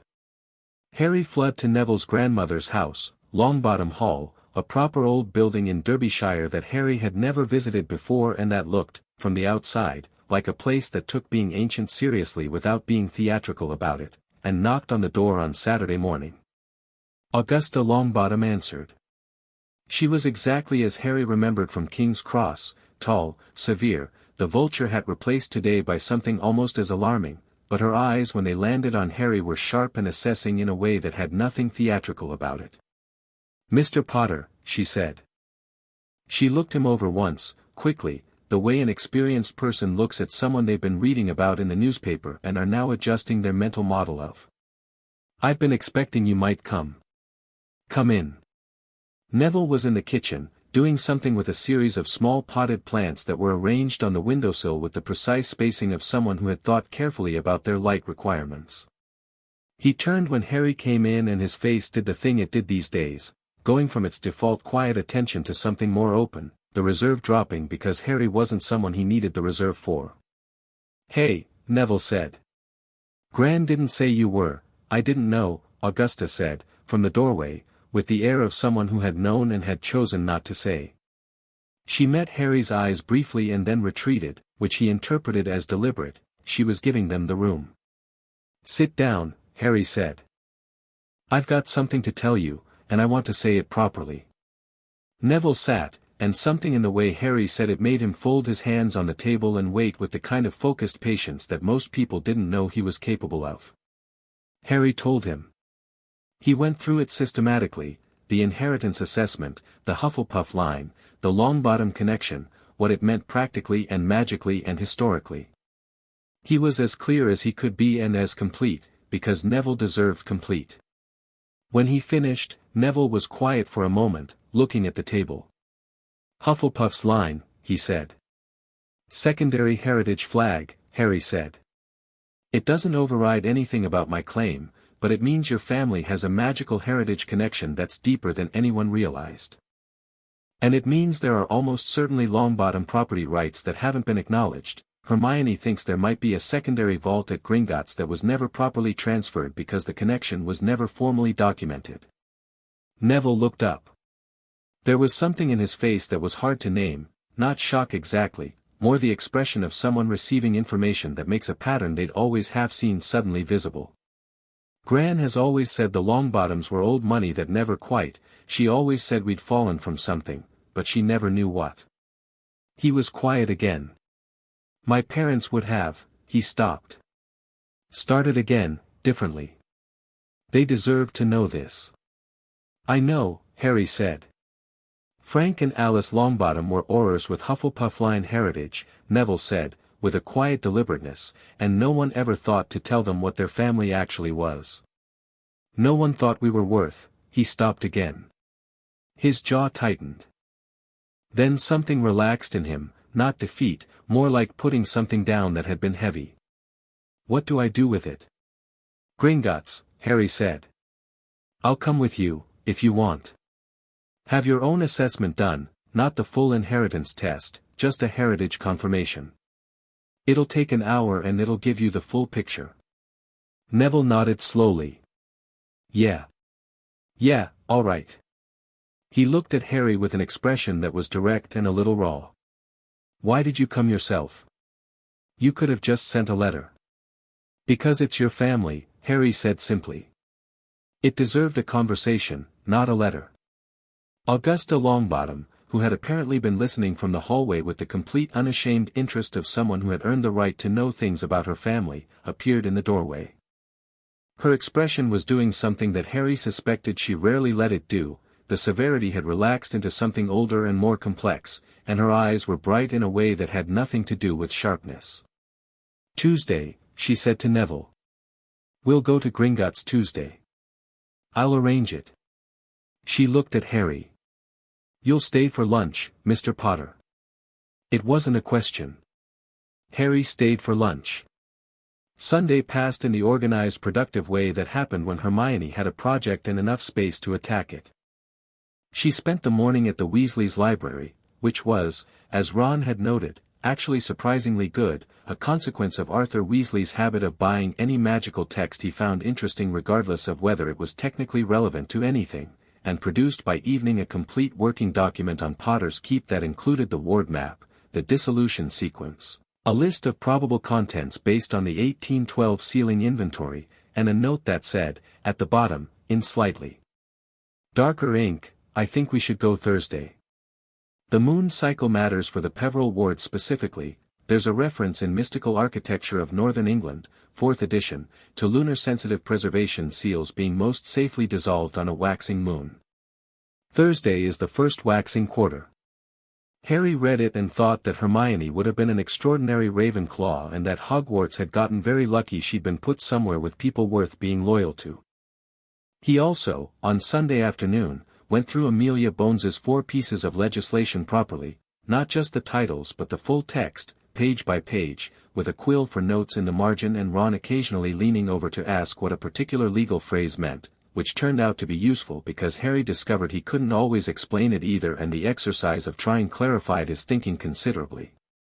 The Ministerial Accountability Act was genuinely elegant. It didn't remove fudge directly, but it created the mechanism by which any sitting minister could be called to a confidence vote by a petition of 15 Wisengamot members, which meant that as of now, Harry alone could trigger it. He read that section 3 times. She wrote this to fit your seat count exactly, he said. Of course she did, Hermione said. She's been waiting for you. Or for whoever would end up with enough votes to make it work.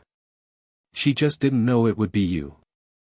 Lucky for everyone it was, Ron said, with an expression that said he meant it but wasn't going to make a big thing of it. Monday came with grey skies and the smell of rain coming, and Harry arrived at Gringotts at 1:45, which was early enough to speak to Ironforge about the meeting room arrangements before Malfoy arrived. The room Gringotts provided was neutral in the way that places designed for negotiation are neutral, neither welcoming nor hostile, functional, a table and 4 chairs and a slight magical presence that Harry's new sensitivity to such things identified as a ward against eavesdropping and unauthorized recording. He appreciated the ward. He sat on one side of the table, and Ron sat beside him, and they waited. Lucius Malfoy arrived at exactly 2 o'clock, which said something about his psychology, not early enough to seem eager, not late enough to be making a point about power. He was alone, as Harry had specified, and he looked, Harry assessed him quickly and thoroughly, tired. Not the artful tiredness of a man performing difficulty, but the real kind, the kind that sat around the eyes and in the set of the shoulders. The expensive robes were immaculate, the cane was present, the hair was perfect, but underneath all the careful presentation was someone who had been sleeping badly. Good, Harry thought, and immediately filed it away because he wasn't here to gloat. Malfoy looked at Ron. Something passed across his face that Ron met with a steady and entirely unintimidated expression, which Malfoy registered and moved past. He looked at Harry. "Mr. Potter," he said. "Thank you for agreeing to meet." "Sit down," Harry said. Malfoy sat. He placed his cane against the side of his chair and folded his hands on the table with the precision of a man who had spent his whole life using body language as a tool and was currently being careful with that tool.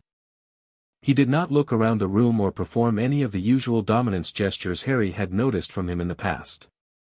"You've read the news," Harry said. "Comprehensively," Malfoy said. "May I offer my congratulations? 15 houses it is genuinely without modern precedent. What do you want?" Harry said, not rudely, just skipping the part of the conversation that was decorative.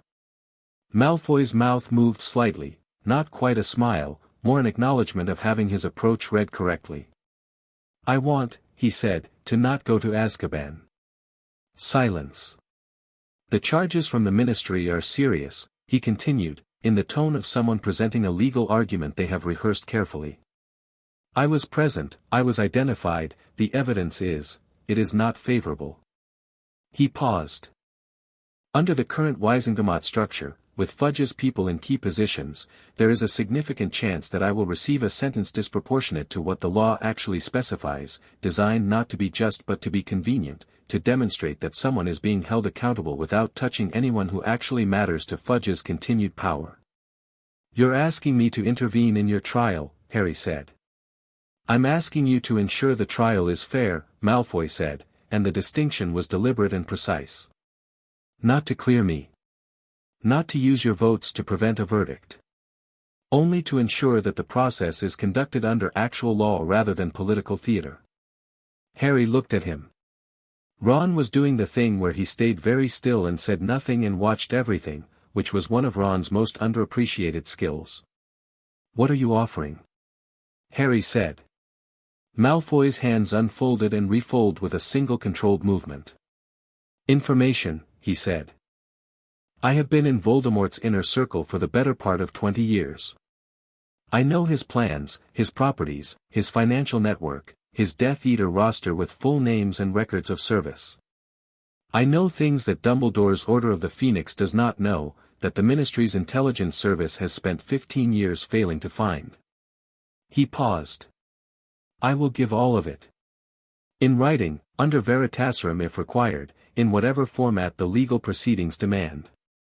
Every name. Every location. Every plan I am aware of. In exchange for a fair trial," Harry said. "In exchange for a fair trial." Harry was quiet for a moment. He wasn't surprised by the offer, it was logical, and Malfoy was nothing if not logical when his back was against the wall. What he was doing was measuring the man on the other side of the table for something that couldn't be measured in the offer itself. Whether the information was real. Whether the desperation was real. Whether this was a play inside a play. "If the information turns out to be deliberately misleading or incomplete," Harry said, "the agreement is void and I'll vote for whatever the prosecution recommends." "Agreed," Malfoy said immediately. "And you'll testify. Not just documents. In person, on the stand, under oath." A brief hesitation. Malfoy looked at the table, and in that half-second Harry saw the calculation happen and the calculation reach an answer. "Yes," he said. "I'm not going to protect Draco," Harry said, and he watched Malfoy's face when he said it. "If Draco's done things that warrant legal consequences, I'm not standing in front of that." Something moved in Malfoy's face then, not what Harry expected, not anger or offense. Something more like a man sitting with a question he had been sitting with in private for a long time. "He hasn't," Malfoy said, and the certainty in it sounded like genuine knowledge rather than fatherly insistence. "He was given the mark, but he hasn't acted on it. The Dark Lord gave him a task at the end of last year. He will fail to complete it." He paused. "I intend him to fail to complete it." Harry looked at him for a long moment. "Does Draco know that?" "Not yet," Malfoy said. "You should tell him," Harry said. Malfoy blinked. It was the first genuinely surprised reaction Harry had seen from him. He's 16, Harry said. He's in a situation he didn't choose and doesn't have a way out of, and he thinks his father is fully in it with Voldemort. Tell him you're not. Tell him you're working on it. He held Malfoy's gaze. I'm not asking you to make him my friend. I'm telling you that a 16-year-old with a dark mark and no indication that there's another option is going to make bad choices in desperation, and that's worse for everyone including you. Lucius Malfoy sat with this. His face went through something that Harry had no particular word for. It was the face of a man who had made decisions in neat strategic columns for most of his adult life, encountering something that didn't fit in a column. I'll think about it, he said. Think fast, Harry said. The Hogwarts term starts in September.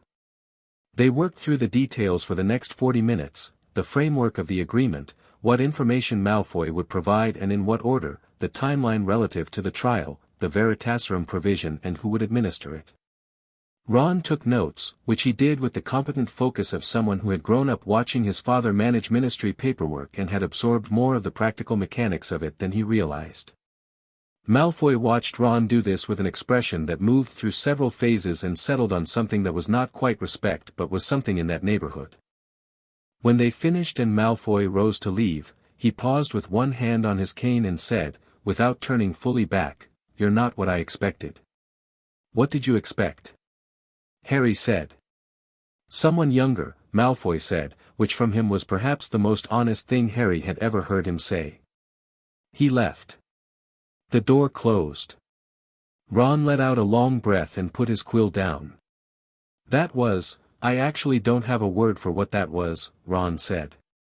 Useful, Harry said. That was useful. You really think he'll give us real information? I think, Harry said carefully, that Lucius Malfoy has calculated that Voldemort is losing. Not immediately, not obviously, but strategically, the ministry exposure, the prophecy becoming public knowledge, the fact that 15-year-old boys keep surviving him. Malfoy is a man who has always had a talent for being on the winning side, and he's reading the future and trying to get in front of it. He picked up his copy of the notes. That makes his information more reliable, not less. He's not giving us false data to protect a side he thinks is winning. He's burning his bridges behind him. Ron thought about this. He's terrified of Voldemort, he said. That came through, under all the composure. Yes, Harry said. Good. The Gringotts meeting with Neville on Tuesday was quieter and more significant than Harry expected, partly because of what the heritage test found and partly because of how Neville reacted to it. Ragnarok himself handled the assessment, not because it required his seniority but because he'd apparently decided to take a personal interest in anything connected to the Potter inheritance, which Harry appreciated. The heritage confirmation for Neville took 20 minutes and produced a single page of results rather than the multi-page document Harry's full test had generated, but what was on that single page made Augusta Longbottom, who was sitting very straight in the chair beside Neville's, grip the armrest and look at the ceiling briefly in a way that she probably thought was invisible. Secondary heritage, Hufflepuff. Dormant vault, confirmed. Vault 432, sealed 1789. Contents, unknown. Access, hereditary heir only. Dormant property, Longbottom Acres, Somerset. 312 acres. Magical deed valid. Muggle surface ownership dispute unresolved. Longbottom magical designation, Warrior's Line, secondary. Neville read it with the focused calm he'd had more and more of lately, and then he sat with it for a moment, and then he said, Warrior's Line. It is a heritage designation from the Hufflepuff period, Ragnarok said. Not commonly known in the modern era. It signifies a family that was specifically trained and trusted to fight in defense of others. It was considered, in its time, a higher honor than most titles. Neville looked at the page for another moment. Then he folded it carefully and put it in his pocket. Right, he said. What do I need to sign? Augusta Longbottom made a sound that was composed entirely of dignity and the specific emotion of someone who has spent years watching a person they love underestimate themselves and is watching that end. After the meeting, while Augusta spoke with Iron Forge about the vault access procedures, Harry and Neville stood in the marble corridor outside Ragnarok's office and Neville said, "I want to help. With whatever you're doing." "You already are," Harry said. "I mean properly," Neville said. "Not just, I don't want to be adjacent to it. I want to be in it." Harry looked at him. The corridor light caught the particular quality of Neville's expression, which was not the determined in spite of himself look from their earlier years but something more settled, the determination of someone who had arrived somewhere rather than someone trying to get there. "All right," Harry said. "Come to the Burrow Friday. We're going to Potter's Keep Thursday, but Friday we'll debrief and start planning for the Wisengamot session." Neville nodded. "I'll be there." Wednesday was the day the first attempt was made. Harry was in the Burrow's garden at 6:30 in the evening, working through the wand exercises Hermione had found in an old text on Founder period combat magic. She'd framed it as historical research, which it technically was, but the subtext was that if Harry had 15 ancient magical bloodlines active in him, he should probably learn what at least some of those traditions had considered standard practice, when he felt it. It wasn't subtle. It hit him across the back of his awareness like a door opening in a room that's been shut, not a physical sensation but a magical one, the feeling of something claiming proximity. His wand was up before he'd consciously decided to raise it, and he turned east, toward the tree line beyond the Weasley fence, and he saw them just as they cleared the tree line. 5 of them. Dark robes, white masks. Moving fast. The first curse was green, and Harry was already not where it was going because he'd moved the moment he felt them, dropping left and sending a Protego Maxima behind him toward the house, not because he needed to shield himself but because there were people in that house. "Expulso," he said, and the spell hit the lead Death Eater centermass and sent him 15 feet through the air and hard into the fence post, which did not survive the impact. The second and third came from the sides, trying to flank, and Harry turned the flanking against them, letting them commit to their positions and then moving between them so fast that their follow-up curses nearly hit each other. He heard one of them shout and the other swear, and he had 2 wands from the ground now, the disarmed ones, and he sent Stupefy from his own wand and both of the collected ones simultaneously, 3 red jets in a spread that no individual shield would cover. 2 of them went down. The third managed a Protego that held, and Harry pushed against it steadily, feeling the resistance, and said, very quietly, with something in his intent that was different from the usual mechanical force of spellwork, something that drew from a place that felt warm and old and recently awake, "Down." The shield buckled and collapsed and the Death Eater went down. The fourth ran. Harry let him go. He had more important things to do than chase someone through a Welsh meadow in the dark, and one runner meant a report, which meant Voldemort would know exactly what happened here. Good. That was the point. The fifth had not moved during any of this.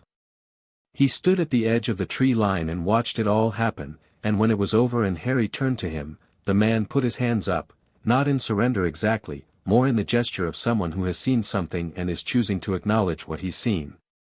"He wants you to know," the man said. His voice was careful, like he'd been given a script and was delivering it precisely. "That he knows about the keep. Tell him I'll be there Thursday," Harry said. "He's welcome to try." The man disapparated. Ron came running out of the back door 2 seconds later with his wand drawn and Fred and George behind him, and behind them Arthur and Molly, and all 5 of them pulled up short at the sight of 4 unconscious Death Eaters and a completely unbothered Harry picking his wand back up from where he'd put it down to collect the others. "I need ropes," Harry said. "And someone should owl the ministry." "Are you?" Mrs. Weasley said. "I'm fine," Harry said. "Genuinely, this time, before you ask." He looked at the Death Eaters. "Can someone get Amelia Bones specifically? Not just the General Auror Dispatch." Arthur Weasley was already moving back into the house.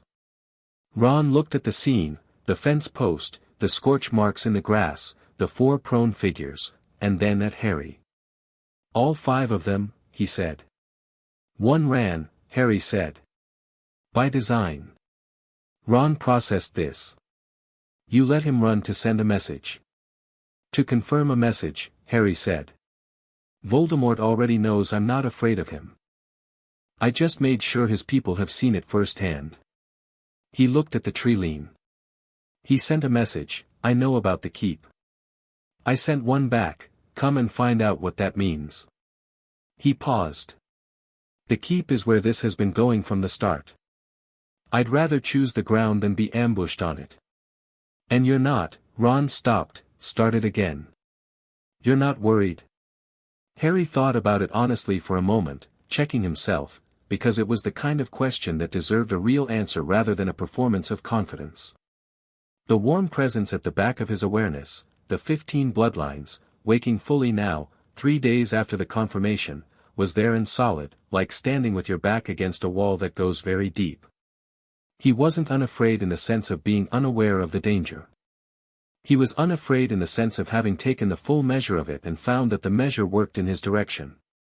No, he said. Not really.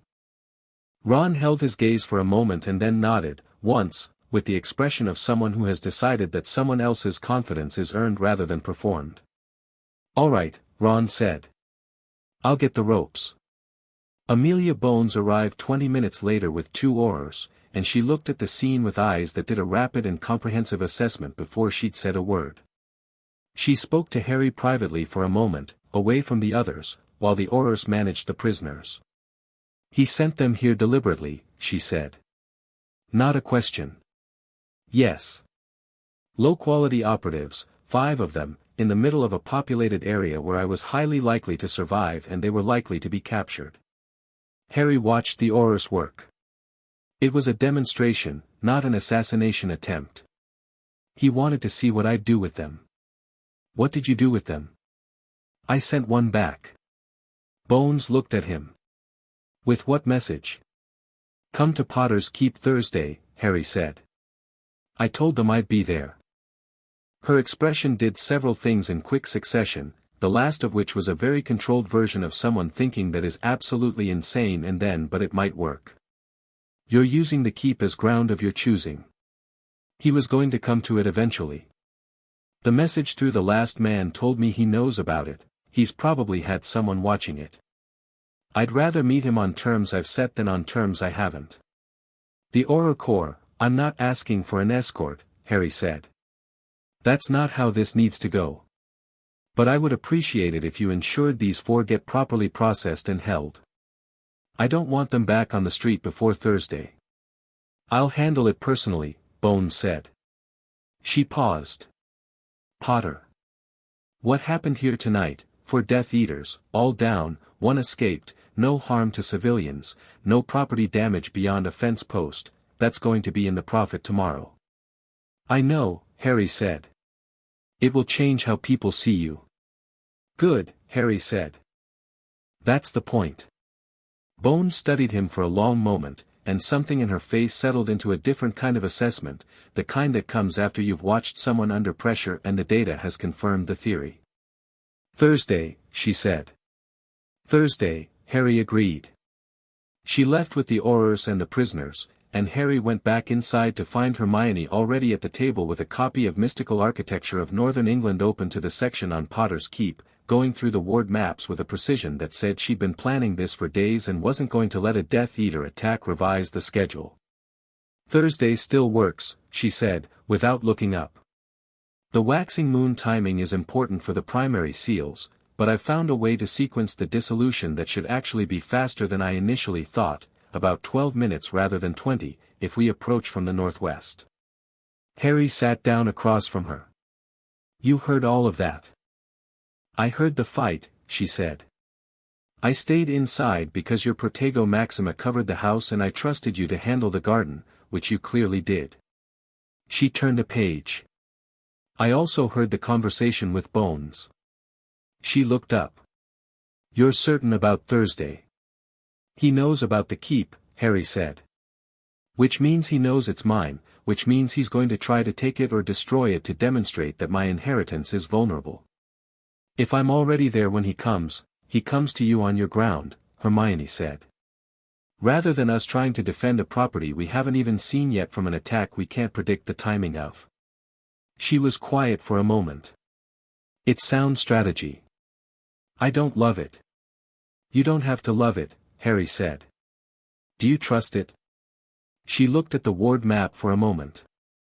I trust it, she said. I just want it noted for the record that I don't love it. Noted, Harry said. She went back to her notes. The fire popped. Outside, the last light was gone from the sky and the garden was quiet and dark and smelled of grass and ozone from the spell work, and Harry sat in the warm kitchen and felt, for the first time since the morning of the inheritance test, that things were moving in a direction rather than simply happening. He wasn't being swept along anymore. He was the current. It was, he thought, an extraordinary feeling. He picked up the ward map and started learning it. Chapter 4, Foundations. Potter's Keep announced itself from 2 miles away. Not visually, the morning was grey and low-clouded, the Northumberland hills rolling away in every direction under a sky that couldn't decide between mist and rain, and the keep itself was invisible until they crested the last ridge because the land folded around it in a way that felt deliberate, like the landscape had been asked to keep a secret and had been keeping it faithfully for 2 centuries. What announced it was the magic. Harry felt it first as pressure, the same way you feel a change in weather before the clouds arrive, something shifting in the air around him, a density that built gradually as they walked the last quarter-mile from where they'd operate. Hermione felt it too, he could tell from the way she went quiet and started breathing differently, like someone entering a space they needed to be attentive in. Ron had his hand near his wand without having consciously put it there. Then they came over the ridge and the keep was there. It was not a castle. Harry had been half expecting a castle, because the name implied it and because the wizarding world had a tendency toward dramatic scale. Potter's Keep was something older and more honest than a castle, a stone tower at its center, square and serious, rising 4 stories above a walled enclosure that spread maybe half an acre, with lower buildings attached along 2 walls that had clearly been added at different points over different centuries, because the stonework changed character every 30 feet. The whole thing sat in a natural hollow with hills on 3 sides and a view down a long valley to the south, and the hills themselves were folded so precisely around it that Harry had a sudden clear image of whoever had built it standing here and thinking, yes, this is the place, this is defensible, this is where we dig in. The magic around it was not threatening. It was aware. Can you feel that? Ron said quietly. Yes, Harry said. It knows you're here, Hermione said. She had her notes out but she wasn't reading them. She was looking at the keep with her head slightly tilted, the way she looked at things she was figuring out. The preservation wards, they're not passive. They're actively sensing. There's a recognition element built into the outer layer. She paused. I think they've been waiting. They walked down into the hollow. The grass underfoot was long but not wild, which was strange for a property sealed 200 years ago. It should have been choked with growth, brambles and scrub taking back the enclosed areas. Instead it was just long grass, like a field between cuttings, as if something had been maintaining the basic order of the place without letting it fully live. The gate in the outer wall was iron, old and dark, and when Harry put his hand on it the metal was warm. He pushed and it swung open without resistance, without creak, as if it had been oiled recently. Inside the enclosure the feeling was stronger. The flagstones of the courtyard were intact, uncracked, the joints between them sharp, which was impossible for stones that had spent 2 centuries under frost cycles. The lower buildings along the walls, a stable block on the left, what looked like a workshop on the right, had their doors closed and their windows shuttered, and everything about them said suspended, held in the particular stillness of a room where someone has just left but the warmth of them remains. Harry walked to the main door of the tower. Stone arch, plain, no ornamentation except a single carved emblem above the lintel, the Potter family crest, which he'd seen on the Gringotts documents, a stylized bird in flight with one wing raised higher than the other, the asymmetry apparently intentional and the reason for it lost to history. He pressed his hand flat against the door. The recognition hit like a handshake, not painful, not dramatic, just sudden and complete, the magic of the keep reaching out to identify him and finding what it was looking for and resolving. The preservation seals on the door pulsed once, visibly, a wave of gold light spreading outward from his palm and running along the stone of the arch and down the wall and across the flagstones of the courtyard in an expanding ring, and everywhere it touched the suspended quality lifted and something settled into simply being present again, the way a room feels different when someone who lives in it comes home. "Oh," Hermione said softly, her notes completely forgotten, watching the wave move across the courtyard. "Harry, you didn't need the dissolution sequence. The recognition seal supersedes it. It just opened." 200 years of ward dissolution research, Ron said. "I mean it's still useful academically, sure, absolutely." The door opened. The entry hall of the keep was stone and dark oak, a staircase rising on the right, doors on both sides, a fireplace opposite the door that was cold but clean swept. Someone or something had been keeping it clean, which was the kind of detail that suggested either dedicated house elves operating on very old standing orders, or magic that had been sustaining itself by pure stubbornness for longer than was technically reasonable. Harry stepped inside. The magic of the house shifted around him in a way that was unmistakably intentional. Not a threat, not a welcome exactly, more an acknowledgement, the way a very old person who has been waiting in a quiet room acknowledges when the person they were waiting for finally walks through the door. He felt it in the warm old place at the back of his awareness where the 15 bloodlines had been settling and waking in layers all week, and for a moment he stood still in the entry hall and just let it happen. "All right?" Hermione said from behind him. "Better than," he said honestly. They went through the ground floor together, a kitchen that was larger than the entry hall suggested, with copper pots hanging in a row that were tarnished but intact, a dining room with a table that seated 20 and chairs that were dusty but unrotted, a study where bookshelves lined 3 walls and the books were sealed in a preservation charm so precise that when Harry touched the spine of one the dust fell away and the leather beneath was as good as new, a weapons room that made Ron stop in the doorway with an expression of pure involuntary delight. The weapons room was not a display. It was a working collection, practice blades and training shields alongside things that were considerably more serious, organized on racks and in cases with the efficiency of a family that had kept them ready rather than merely kept them. A suit of armor in the corner that glowed faintly and Harry was fairly sure was not merely decorative. A case of wands along one wall, old ones, various lengths and styles, each individually sealed in preservation glass. "Are those backup wands?" Ron said. "Family collection," Hermione said, moving to the case. She leaned close to the glass, reading the small labels beneath each one. "These are dated back to the 1600s. Several of them are," she stopped, then said, with the particular reverence she reserved for genuinely significant things, "Harry. 2 of these are Ollivander family records. These are maker-certified genuine period pieces. There's a Gregorovich here too." "We can look at them properly later," Harry said. "I want to see the upper floors." The upper floors were where the preservation had been most active and the most carefully maintained. The second floor held the family library, substantially larger than the study below, organized in a system that was opaque to Harry but which Hermione understood within about 30 seconds and immediately looked like she had found religion. The third floor held sleeping quarters, 6 rooms, modest, functional, clean, and a sitting room with tall narrow windows that looked south down the valley.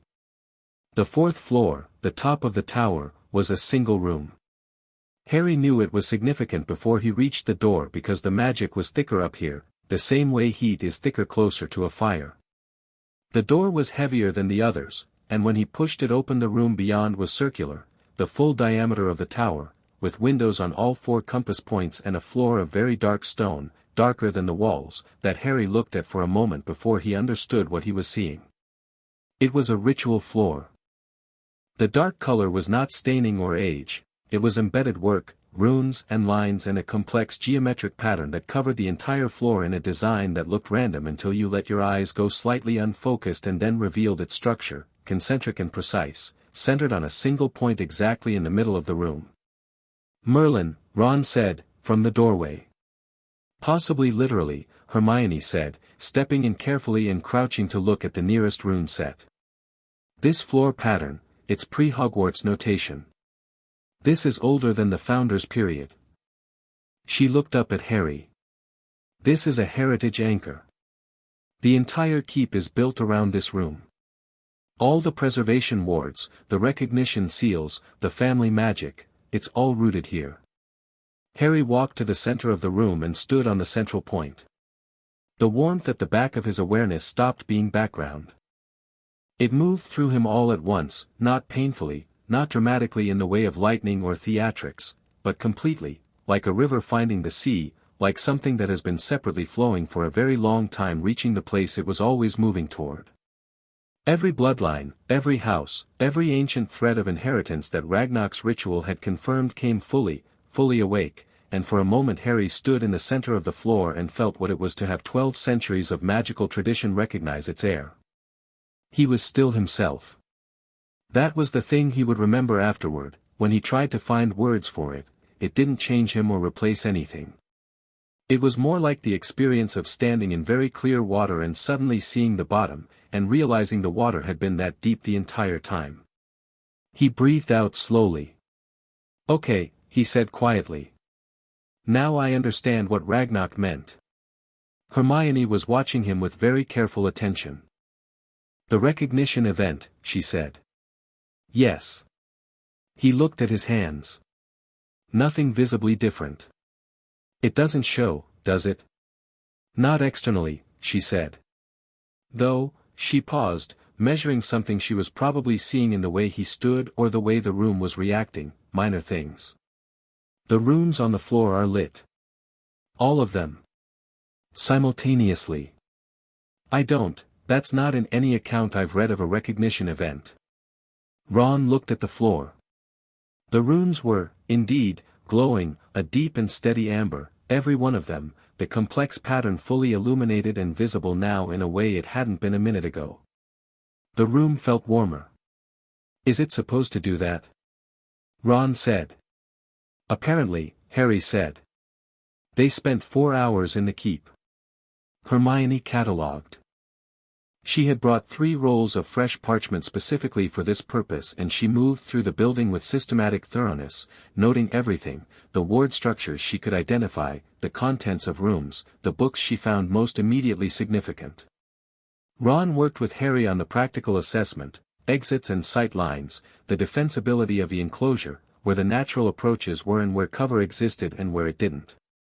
It was the kind of assessment that Fred and George would have called paranoid and that Harry and Ron, after 5 years of various people trying to kill or capture Harry in increasingly creative ways, called sensible. The keep was good ground. The hollow it sat in was a natural defensive position. Anyone approaching could be seen from the tower long before they arrived. The hills channeled approaches into predictable lines, and the ancient wards, now fully awake and attuned to Harry, had a responsive quality that meant they would sense hostile intent at significant range. "How significant?" Harry asked, standing in one of the tower's second-floor windows and looking out at the hills. Hermione was checking her notes. "The outer boundary of the recognition field, the zone where the wards can identify approaching magical signatures, extends approximately half a mile in every direction." She paused. "Which is notable because standard estate wards cover about 100 yards. 5 times the normal range," Ron said. "At minimum," Hermione said. "I think it might be more. The Merlin and Peveril inheritance inputs into the ward structure they're not small." She looked at Harry. "This place is not just a house. It's a fortress that has been accumulating magical strength since it was built, and it now has the heir it was built for." Harry looked at the hills. "He'll come from the north," he said. "That's the most direct line from his known locations, and direct is what he'll choose because subtlety isn't what this is about. This is about demonstration." "Tonight?" Hermione said. "Tonight or tomorrow night," Harry said. He moved fast after the ministry. The attack at the burrow was within 3 days of the inheritance news. He doesn't sit and plan when he feels threatened. He acts. He stepped back from the window. "Which means we're ready by sundown." They set up through the afternoon, not elaborate preparations. Harry didn't want to over-engineer it, but sensible ones. The weapons room turned out to have a supply of basic materials that were still usable, and Hermione found references in the family library to the specific wards that worked in combination with the heritage anchor, and by 4 in the afternoon the keep had a second layer of intentional defense sitting over the top of the original preservation wards, calibrated and active and attuned to the 3 of them. At 5 o'clock a house elf appeared.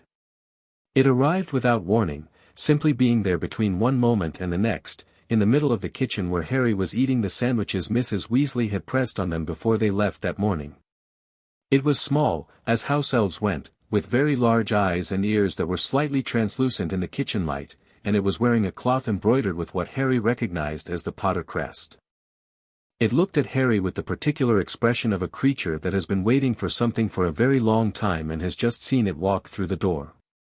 "Master has come," it said. Its voice was formal, not servile. There was something in it that was closer to dignity than submission. "Keeper has been waiting." "Keeper?" Harry said. "That is my name," the elf said. "I am bound to Potter's Keep. I have been bound since the keep was sealed. I have maintained it." Harry looked at it for a moment. "By yourself?" "For 200 years. It is my purpose," Keeper said simply. Harry thought about Hermione and the Society for the Promotion of Elfish Welfare, and about the specific complexity of house elf magic and loyalty and what free actually meant for a creature whose identity was built around a bond rather than the absence of one, and he chose his words carefully. "Thank you," he said. "The keep is in extraordinary condition. That's because of you, and I want you to know I understand that." Keeper blinked its large eyes. It seemed, for a moment, genuinely uncertain how to receive this, which was its own kind of commentary. "Master is kind," it said finally. "I want to ask you something," Harry said. "And I want a real answer, not the answer you think I want. Are you all right? Has maintaining the keep alone been?" "It has been long," Keeper said, with a simplicity that landed harder than complaint would have. "But the keep is well. That is what matters." "You won't be alone anymore," Harry said. "And if there are things you want, time, or different work, or anything, I'd like to know." Keeper looked at him with an expression that was clearly trying to categorize something it had no existing category for.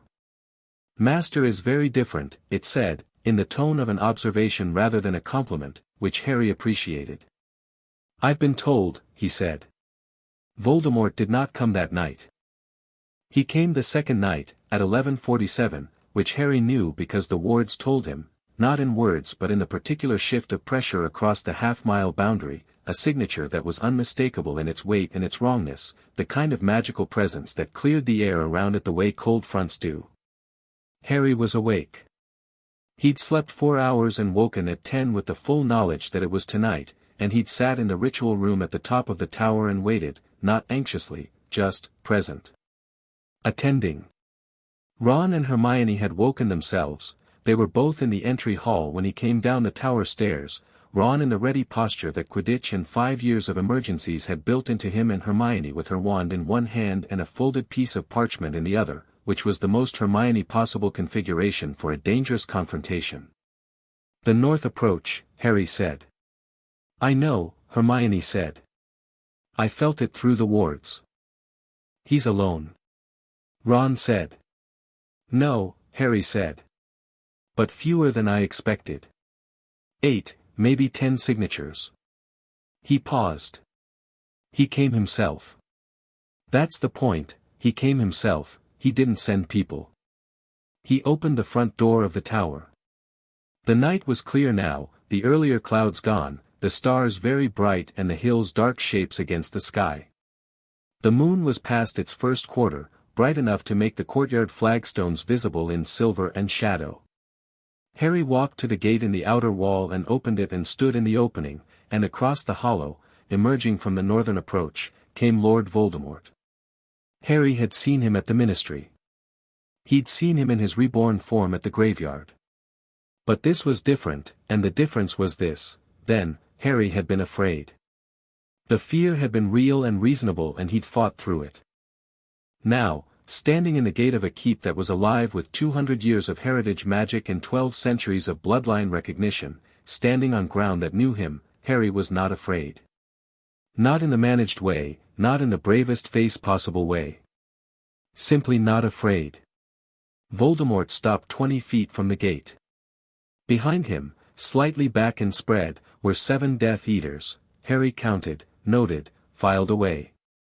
Voldemort's red eyes moved over Harry, over the gate, over the keep behind him. "You invited me," Voldemort said. His voice was quiet, which was somehow worse than when it was theatrical.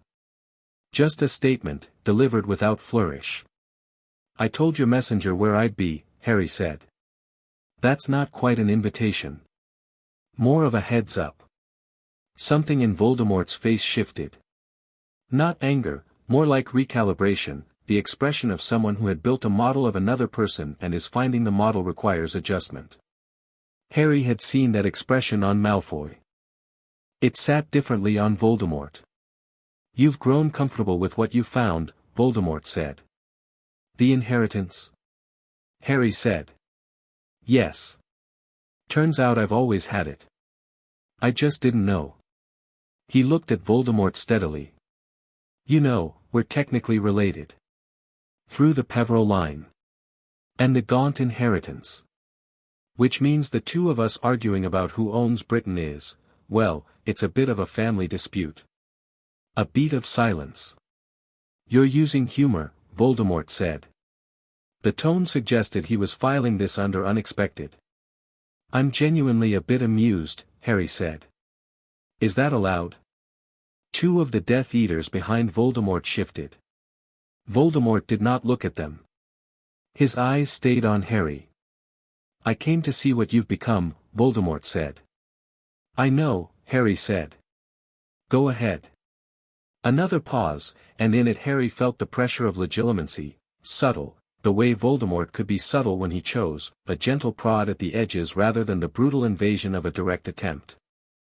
Harry let it come to the surface of his mind and encounter there something that was not a shield exactly, more a surface like still water, letting the probe see itself reflected back rather than resisted, which was a technique he'd found entirely by instinct on the ritual floor yesterday and which apparently worked, because Voldemort's expression changed with the microvariation of a man whose tool has done something unexpected.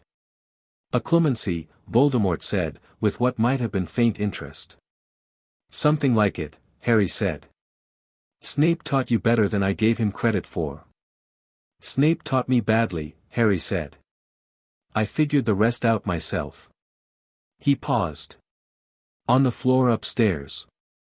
If you want to know what's up there, you're welcome to try." Voldemort looked at the tower. Harry watched him look at it, watched him assess it, watched the calculation happen behind those red eyes that had no pupils anymore, the machine of him working through the tactical reality. He was not a stupid man. He was not even an impractical one beneath the obsession and the cruelty. He could feel what the keep was now, what it had woken into, the same way Harry could feel the signatures in the hills. "Not tonight," Voldemort said. "Whenever you like," Harry said. Voldemort's eyes came back to him. They stayed there for a moment that had the particular quality of someone taking a final measurement before a decision. "You're preparing for the Wizengamot session," Voldemort said. "Yes. You think political power will protect you." "I think political power is a different kind of fight," Harry said. "Not instead of this kind. Alongside it." He looked at Voldemort with the same directness the ritual floor had settled into him, the clarity that 12 centuries of inheritance looking through you tends to produce. "You've spent a year rebuilding. You've spent it quietly, consolidating, waiting. I know why, the ministry exposure cost you momentum and you're patient when you need to be. But the Wizengamot session in 11 days is going to dismantle the political infrastructure you depend on. The ministry protection, the kept witnesses, the bent judges. All of it." He paused. "You can attack the keep. You can send more people to the burrow. You can do all of it. None of it changes what's going to happen in 11 days unless you stop me specifically. Then perhaps, Voldemort said, very quietly, I should stop you specifically. You're welcome to try, Harry said, for the second time in 2 days. The silence stretched, and in it the night was perfectly quiet, the hills dark, the stars overhead doing nothing to acknowledge the significance of the moment. The keep behind Harry was warm against his back like a hand between his shoulder blades.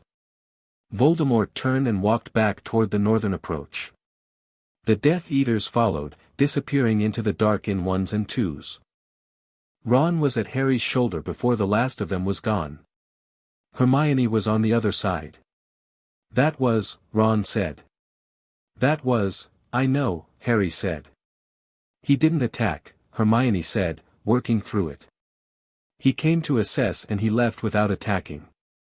Why? Because he's not ready, Harry said. Not for what's here now. He felt the keep and he recalculated. He'll come when he thinks he has a real answer to what he felt tonight, which means we have time, but probably not much. He turned back through the gate into the courtyard. Above the keep, the stars were very bright, and the tower windows caught the moonlight and held it, amber through old glass. We go back in the morning, Harry said. The Wizengamot session is 11 days.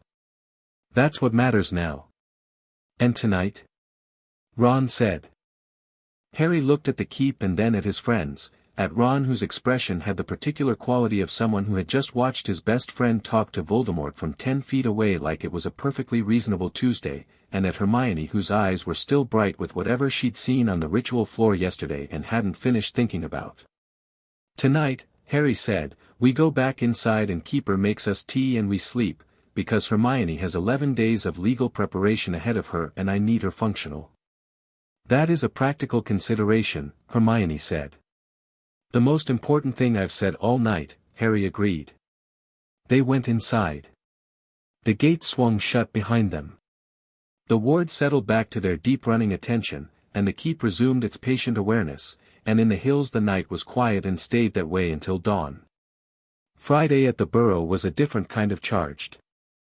Neville arrived at 9 in the morning with his grandmother's copy of Wizengamot Procedure, a complete guide tucked under his arm, which he'd clearly read, because the pages were full of small neat bookmarks that suggested he'd been doing his own preparation for a conversation he didn't know he'd been invited to. Harry let him talk first. He'd found, over the past week, that the best way to understand what someone brought to a room was to let them lead, and what Neville brought, once the bookmarks were deployed and the procedural knowledge began to flow, was a careful and thorough and genuinely intelligent analysis of the current Wizengamot membership, who held which proxy votes, who had personal vendettas against whom, who could be persuaded, who was immovable, and where the fracture lines were in the old family block. Greengrass, Neville said, pointing to a name on his margin notes. He tried to talk to you in Diagon Alley. His family holds 2 seats. They're nominally aligned with the Malfoy block but they've been looking for an exit since the Ministry, they don't want the association now that Malfoy is charged. He paused. His daughter Daphne is in our year. She's not unfriendly. To me, anyway. Harry looked at this with interest. You think Greengrass would vote with us? I think Greengrass would vote with whoever offers his family a credible future that isn't standing next to convicted Death Eaters, Neville said. He's pragmatic. He's not ideological. 2 votes, Hermione said, making a note. Bones is 3, Harry said. She carries the Bones seat and 2 hereditary proxies she holds through the Law Enforcement Oversight Committee. He looked at the numbers. If Greengrass comes with us and Dumbledore votes with us, we're at 32, Ron said, from where he was lying on the kitchen floor with his own copy of the Wizengamot membership list balanced on his chest. Out of 51. We don't need 32, Hermione said. We need 27 for a simple majority. We want 32, Harry said. We want a margin. If we squeak through on 27 with 1 vote to spare and Fudge finds a way to pull 1 person, it falls apart. We want enough that it's unambiguous. He looked at Neville. Is there anyone else? Neville tapped his notes. Madame Longfellow. She holds the Longfellow seat and she's 93 years old and she hasn't voted in 2 decades because she says the Wisengamot stopped being worth voting in. He paused. She was friends with my grandmother before my parents were attacked. I think if Gran asked her, "Can you ask your grandmother today?" "I can ask her right now," Neville said, and pulled out his wand and cast a Patronus, a small round one that was surprising and then completely right for him, and sent it off. Harry watched the Patronus go and thought about the shape of things. 11 days. 4 pieces of legislation, 32 votes needed, a minister who was going to fight it with everything he had, a Dark Lord who was recalculating, and a keep in Northumberland that was awake for the first time in 200 years. The board had moved considerably in the last week. He thought about Voldemort's face in the moonlight outside the keep gate, the recalculation happening behind those flat red eyes, and he thought about Malfoy's 3-sentence letter and what it meant that the man had been humble enough to write it, and he thought about Amelia Bones with her 2-year-old legislation and her measured voice saying "Welcome to politics, Mr. Potter." He thought about Sirius, briefly and then deliberately, because he'd been avoiding it and it was time to stop avoiding it. Not the grief, the memory. The actual person, who had been vibrant and difficult and funny and broken in specific ways and alive, fully alive, right up until he wasn't. Sirius would have found the past week absolutely hilarious. He would have been loudly and obnoxiously proud, and he would have had opinions about Malfoy that were approximately unprintable, and he would have wanted to come to the keep and would have been insufferably smug about the Black family having the second longest property list. The grief was still real. It didn't get less real. But it had stopped being the thing that closed everything down, and it had started being one of the things that pointed forward, the awareness of what was lost and therefore what needed to be built, what needed to be protected, what the whole enormous ridiculous inheritance was actually for. Not symbols. Not titles. People. "Harry," Hermione said. He came back to the room. She was looking at him with the particular quiet attention she gave him when she thought he was somewhere difficult and was waiting to see if he needed company there. "I'm here," he said. She nodded. Went back to her notes. Ron rolled off the kitchen floor and sat up with the membership list. "Right," he said. 32. Let's get there. Chapter 5. The Wisengamot session. The Ministry of Magic on the morning of the August session looked like a building that had heard the news and was trying to decide whether to be nervous about it. Harry noticed this walking through the atrium at 8:30, 2 hours before the session started, because he had learned in the past week that arriving early to things was not just practical but psychological. It meant the room adjusted to you rather than you adjusting to the room. The atrium was already busier than it should have been for a session that everyone had spent 3 weeks calling a formality, witches and wizards in official robes moving with the particular energy of people who wanted to look like they were going somewhere specific and were actually just watching to see what happened. They noticed him. Of course they did. But the noticing was different now from what it had been a month ago. It wasn't the complicated sympathy and distance he'd been getting since the Department of Mysteries. It was something more like the noticing you give a weather system, attentive and slightly wary, reading direction. He was wearing the Potter family seal ring. Ragnarok had provided it from the vault, a plain dark band with the asymmetric bird crest, nothing showy, but it was recognized immediately by every old family member in the atrium because they all wore their own and they all knew what his meant.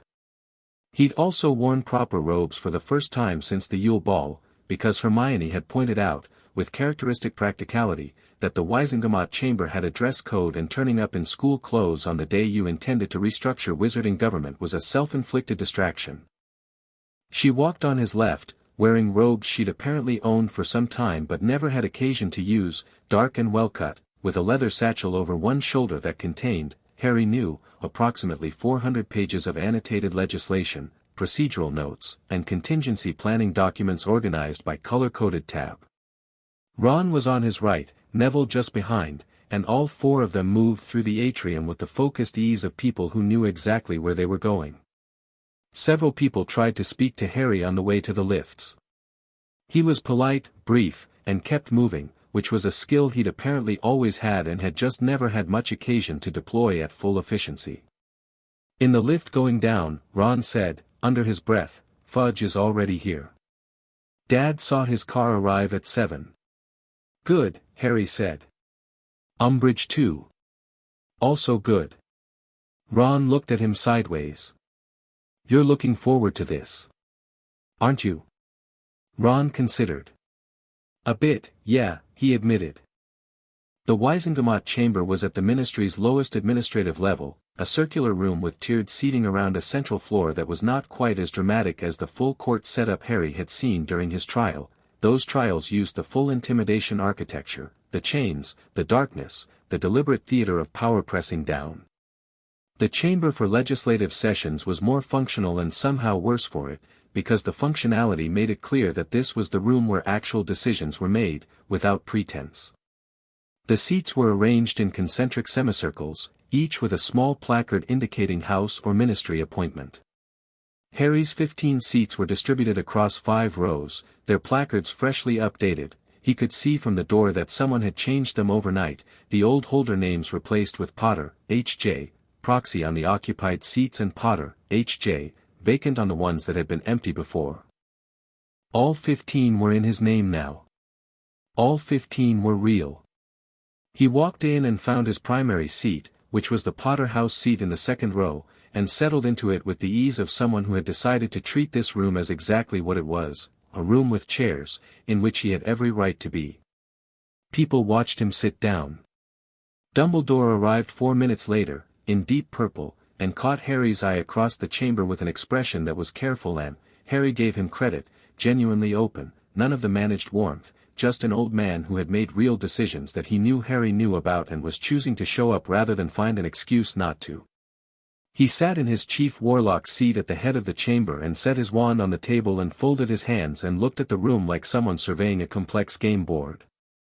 Amelia Bones arrived and sat 3 rows from Harry, on his left.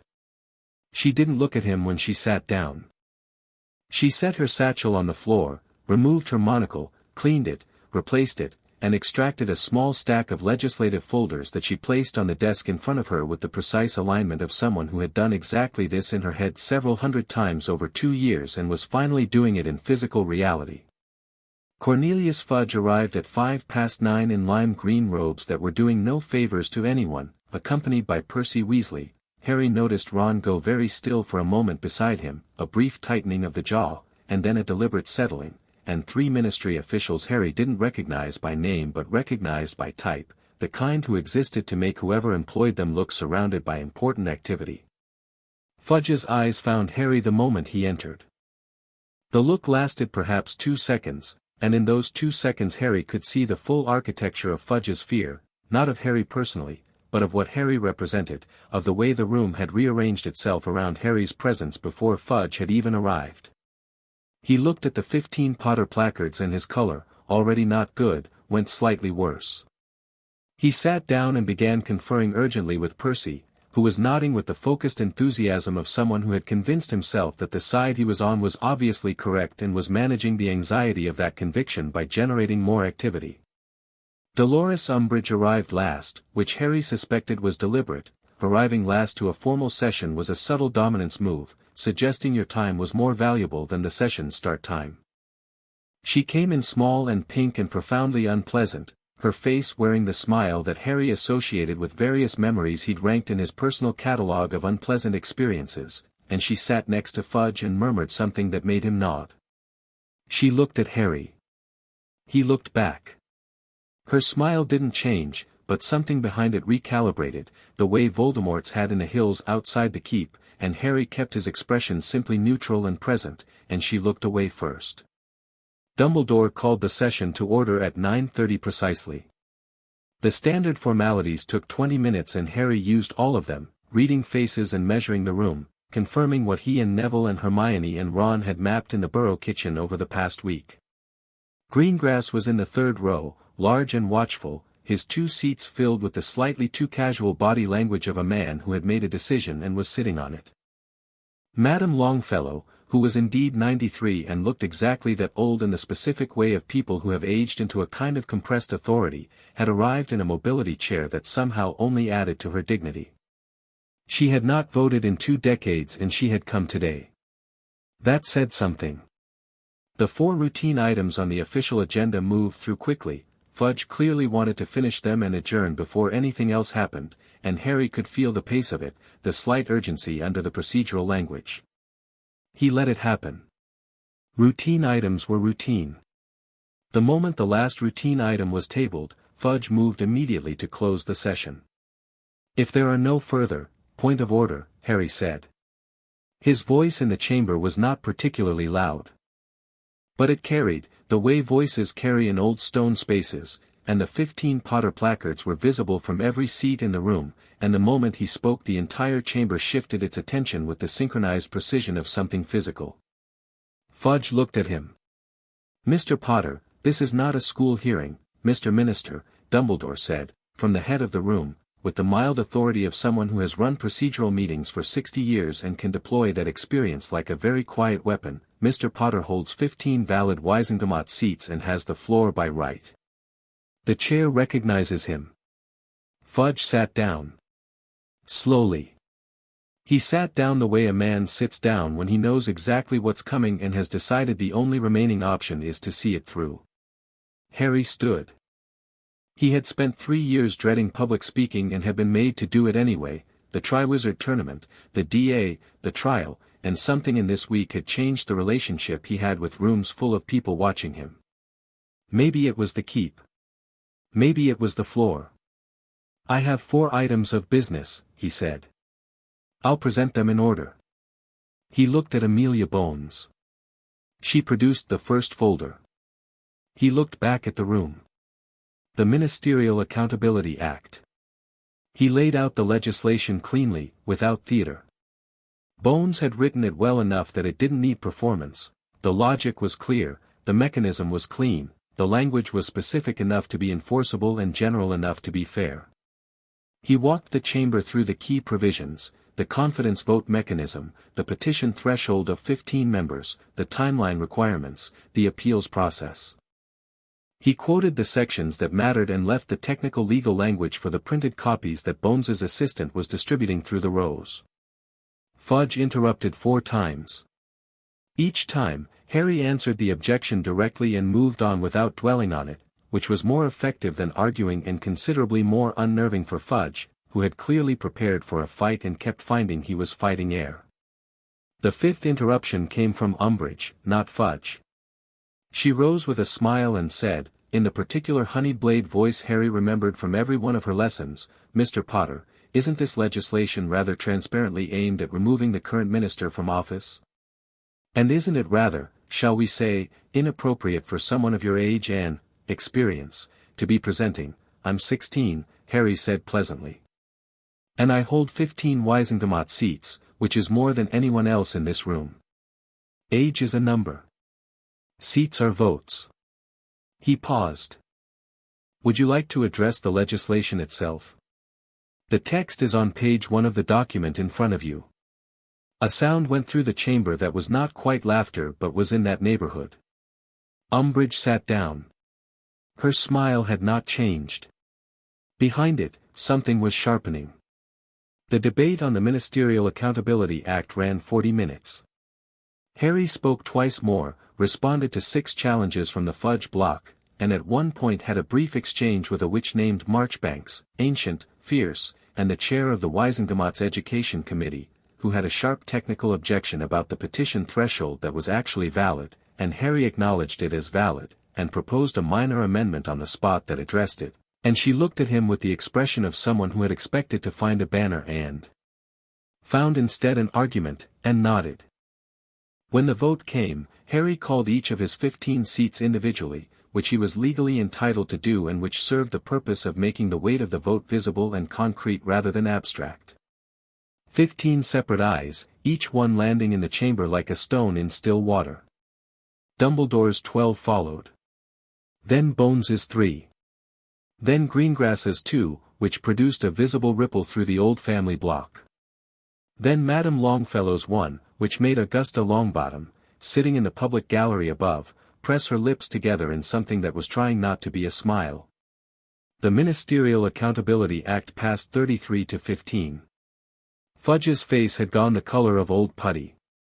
"The Wisengamot Reform Act," Harry said, and picked up the second folder. The second piece of legislation moved faster because the first had already broken the session open. When a room that has been theater for 20 years suddenly becomes a real debate, the inertia shifts, and the people who had been performing learned compliance started paying different attention. Harry could feel it in the quality of the listening, more real, less managed, the way an audience changes when the performance becomes something they're actually watching. The Reform Act restored proper debate procedures, minimum discussion time for any legislation, independent research periods, conflict of interest declarations. It was the least dramatic of the four pieces and in some ways the most important, because it was the scaffolding on which everything else would stand or fall. Without it, you could pass good laws today and have them reversed or eroded by the same theater governance next month. Fudge didn't fight this one as hard. Harry thought he understood why. The minister had already done the arithmetic on the first vote and was now in the position of someone conserving resources, choosing battles, working out where he could spend his remaining political capital and where he needed to let it go. He raised procedural objections, which Harry answered, and he whispered urgently with Percy and the ministry officials, but the fight had gone out of the room for him on this piece and it passed, 31-17, in 25 minutes. The Azkaban Review Act was different. Harry had known this one would be different because it wasn't abstract, it had names attached to it, and some of those names were in the room. The legislation called for an independent review of every conviction handed down by the Wisengamot since 1980, with particular attention to cases tried without proper representation, cases with veritaserum irregularities, and cases where the record showed signs of political interference. It meant Sirius. It meant everyone like Sirius, people who had gone to Azkaban without trials, in the chaos after Voldemort's first fall, when the ministry had been half mad with relief and half mad with grief and had processed suspects like a machine that had lost its calibration. It meant some of the people in Azkaban right now, in current cells, who had been put there by systems this room had allowed to continue operating. Harry didn't make a speech about Sirius. He kept it on the legal text, the procedural argument, the mechanism of review. But the room knew. Amelia Bones knew. Her expression when Harry presented this piece was steady and entirely controlled, and somewhere inside it was something that had been waiting for a long time. The fight on this one was real. Fudge found his energy again, because this one touched him personally. The ministry's conviction record was his ministry's record, and an independent review was an audit of his tenure as much as a correction of the past. He spoke for 8 minutes, which was the longest he'd spoken, about the dangers of reopening old wounds and the destabilizing effect of reviewing settled law and the precedent it set for future prosecutions. Harry let him finish. Everything the minister has just said, he said, when Fudge sat down, is an argument for not correcting mistakes. Not a single point addresses whether the mistakes were made. Marchbanks made a sound from her seat that suggested she found this response satisfying. An elderly wizard named Tiberius Ogden, whom Harry knew slightly from his connection to Dumbledore, a decent man with an old name and moderate political alignment, stood and said, "Mr. Potter, can you tell the chamber how many cases fall under the criteria outlined in this act?" "A rough estimate. Between 60 and 90, Harry said. "Based on the records available to the review committee I'm proposing." "And how many of those do you expect to result in overturned convictions?" "I don't know," Harry said honestly. "That's the point of the review, it shouldn't be me or anyone else guessing. It should be a proper process with access to full records and independent assessment." He paused. "If all 60 to 90 are overturned, it means 60 to 90 terrible mistakes were made. If none are overturned, it means the review found the system worked correctly. Either way, the answer is better than the question going unasked." Ogden sat down. 3 minutes later he voted aye. The Azkaban Review Act passed, 28 to 20. Closer than the first two, and the chamber felt different after it, not victorious, not simple, just genuinely sobered. 20 people had voted against it knowing they were voting against asking whether people had been wrongfully imprisoned, and the weight of that was visible on some of their faces, not all, but some. Harry sat down briefly, picked up his water glass, and felt Hermione's hand on his arm, a brief, firm pressure, there and then gone, and looked at her, and she looked back with an expression that contained several things and said none of them and didn't need to. He picked up the fourth folder. The Creature Rights Restoration Act went through faster than any of them, which surprised Harry and then, when he thought about it, didn't.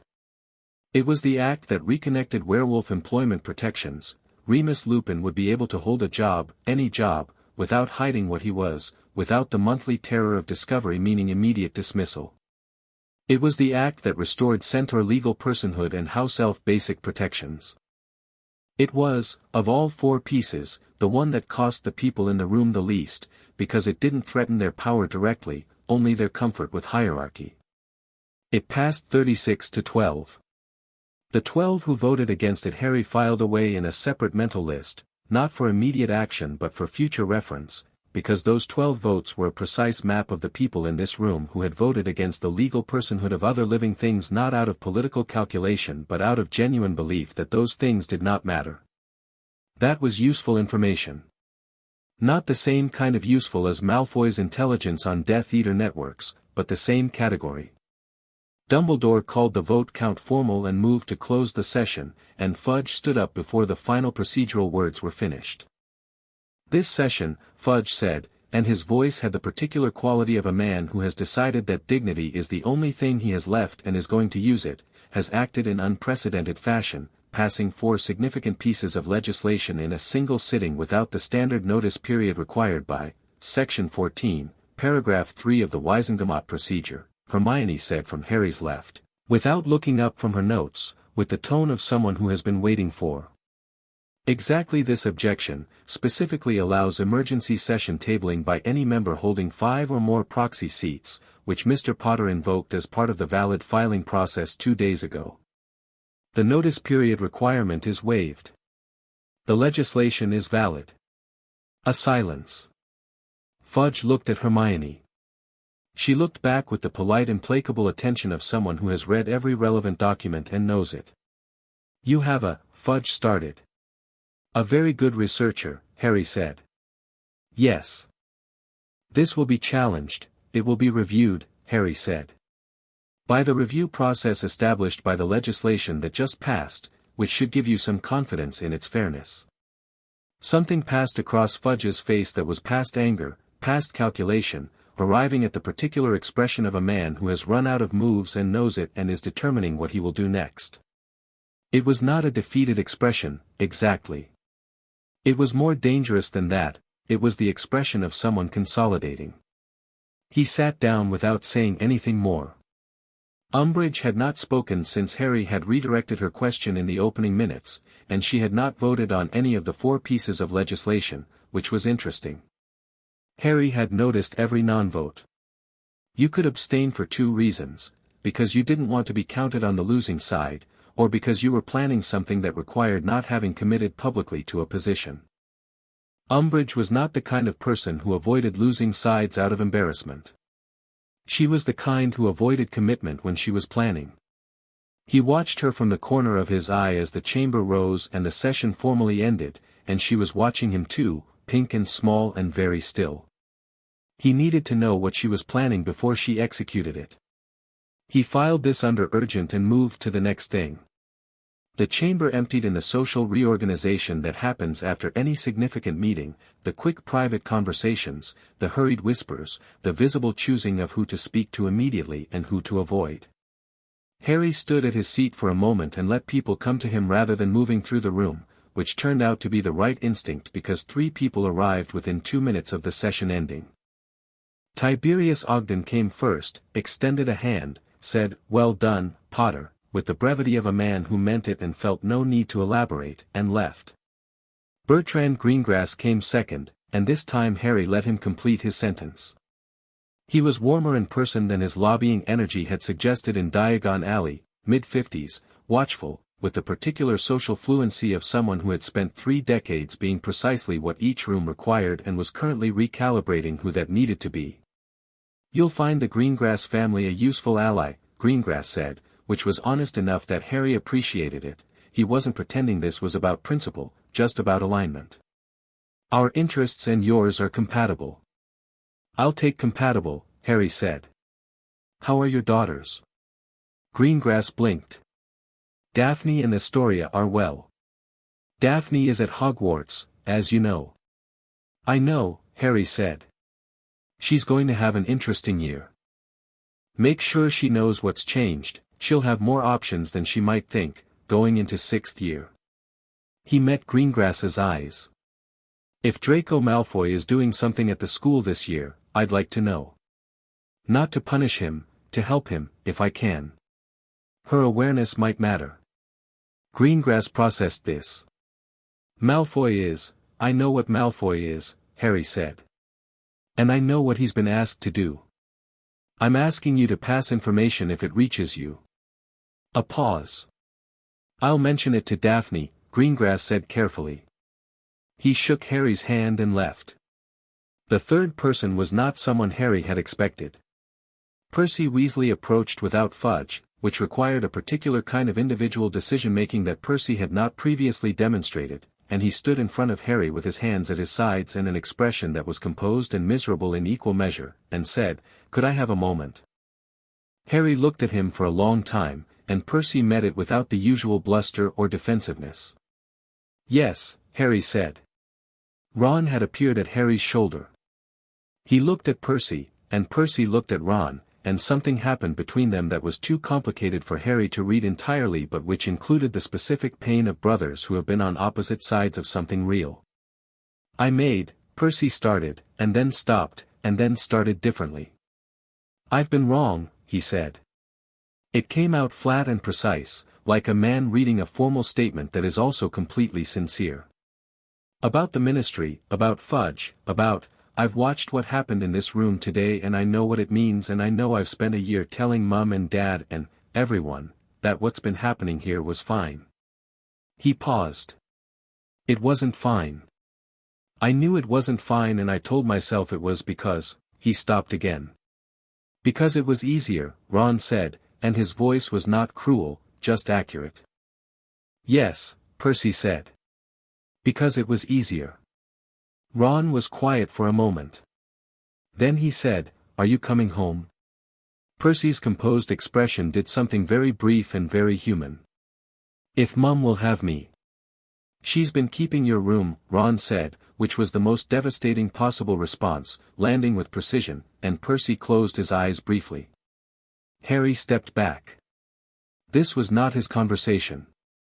He moved away and let them have it, which was perhaps the most useful thing he did in the entire session. He found Amelia Bones near the chamber door, talking quietly with Dumbledore, and the three of them stepped into the corridor and had 5 minutes that were perhaps the most efficient conversation Harry had in the entire day. "The challenges start immediately," Bones said.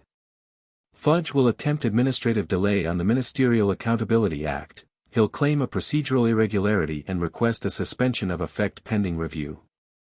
"Can he get that?" Harry said. "Possibly. Temporarily." She looked at Dumbledore. "Can we prevent it?" "The Chief Warlock can issue an immediate effect declaration," Dumbledore said. He looked at Harry, and what was in his face was that genuine tiredness Harry had seen in the Burrow kitchen, but cleaner now somehow, less burdened. "Which I will do." He paused. "Harry, what you did today it was the right thing. All of it." He said it without qualification or softening, just stating it. "I want you to know I understand the difference between what I intended and what I actually did, and I'm not going to ask for your forgiveness today because I don't think today is the right time. But I want you to know I understand it." Harry looked at him. "I know you do," he said. "I've always known you understood things.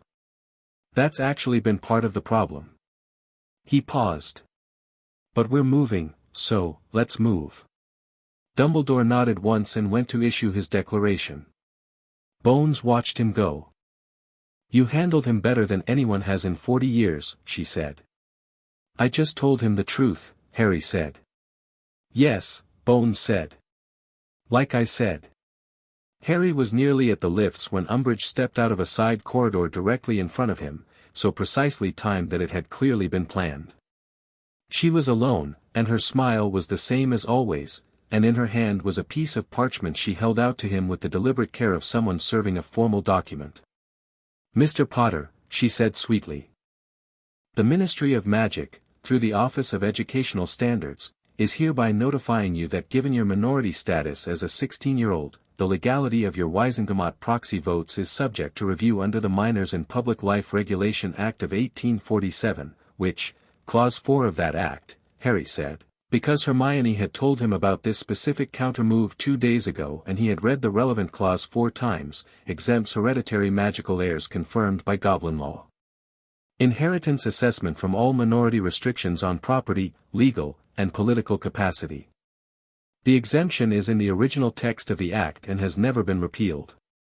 He looked at her. Ragnarok confirmed it in writing. The confirmation is filed with the Wiesengemot Secretariat. He paused. "Would you like a copy? I have extras." Umbridge's smile stayed exactly the same. That was the thing about her smile, it wasn't a social reaction, it was a mask, and what was behind it when he looked directly at it was something cold and genuinely mean in the old sense of the word, small in its worldview in a way that had nothing to do with physical size. "I'll be watching, Mr. Potter," she said. "I know," Harry said. "Shall I wave?" He went around her to the lift. Hermione, Ron, and Neville were already inside it, and when the doors closed Ron turned to Harry with an expression of someone who had been exercising significant self-control throughout a very long day and now released it. "That," he said, "was the best day I have ever had in this building." "The best day you've had in any building," Neville said. "The Creature Rights Act passing 36 to 12, Hermione said, and her voice had something in it that was past intellectual satisfaction into something more personal, something that thought about house elves and about beings that hadn't been asked whether they wanted the lives they'd been given. "I didn't think that one would pass by such a margin. People are afraid to look like they support werewolves," Harry said. "But they're even more afraid to look like they're against decency when decency is on the table and everyone can see who votes which way." He paused. That's what today was, mostly. Putting things on the table where everyone could see. The lift rose. The Ministry slid past outside its grating, floor by floor. "What happens now?" Neville said. "Fudge starts fighting back through administrative channels," Harry said. "Which Bones and Dumbledore are handling. Voldemort adjusts his strategy, which we've started preparing for. The Hogwarts term starts in September, which means whatever Draco Malfoy has been tasked with is on a deadline." He looked at the lift ceiling, thinking. "And Umbridge is planning something that she didn't commit to publicly today, which means it's not a legislative countermove, it's something operational." "What kind of operational?" Hermione said, with the particular focus she gave to things she didn't like the sound of. "I don't know yet," Harry said. "But she kept her hands clean today." Someone who keeps their hands clean in a room where everything's going wrong for them is not giving up. They're waiting to use a different pair of hands. The lift reached the atrium level. The doors opened to the fountain, the golden statues, the ministry workers moving through the afternoon business of a day that had been, in various ways, significantly more eventful than most. Harry stepped out into the atrium and felt, across the back of his awareness, the specific signature of magic monitoring, a surveillance spell, ministry grade, the kind used for watching persons of interest. It was coming from above, from somewhere in the higher floors, and it had a signature he recognized. He kept walking without changing his pace or expression.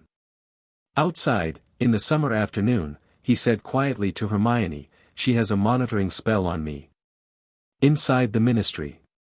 She can't do that without authorization." "Yes," Harry said. "Which means either she has unauthorized it herself and is taking the risk, or she has authorization that she got through a channel that doesn't need Bones's sign-off." He thought. Educational Standards has its own surveillance authority he worked through it, for minors enrolled in educational institutions, under the same 1847 Act she just tried to use on me. She's using the educational monitoring provision. Hermione stopped walking. Harry, that's actually clever.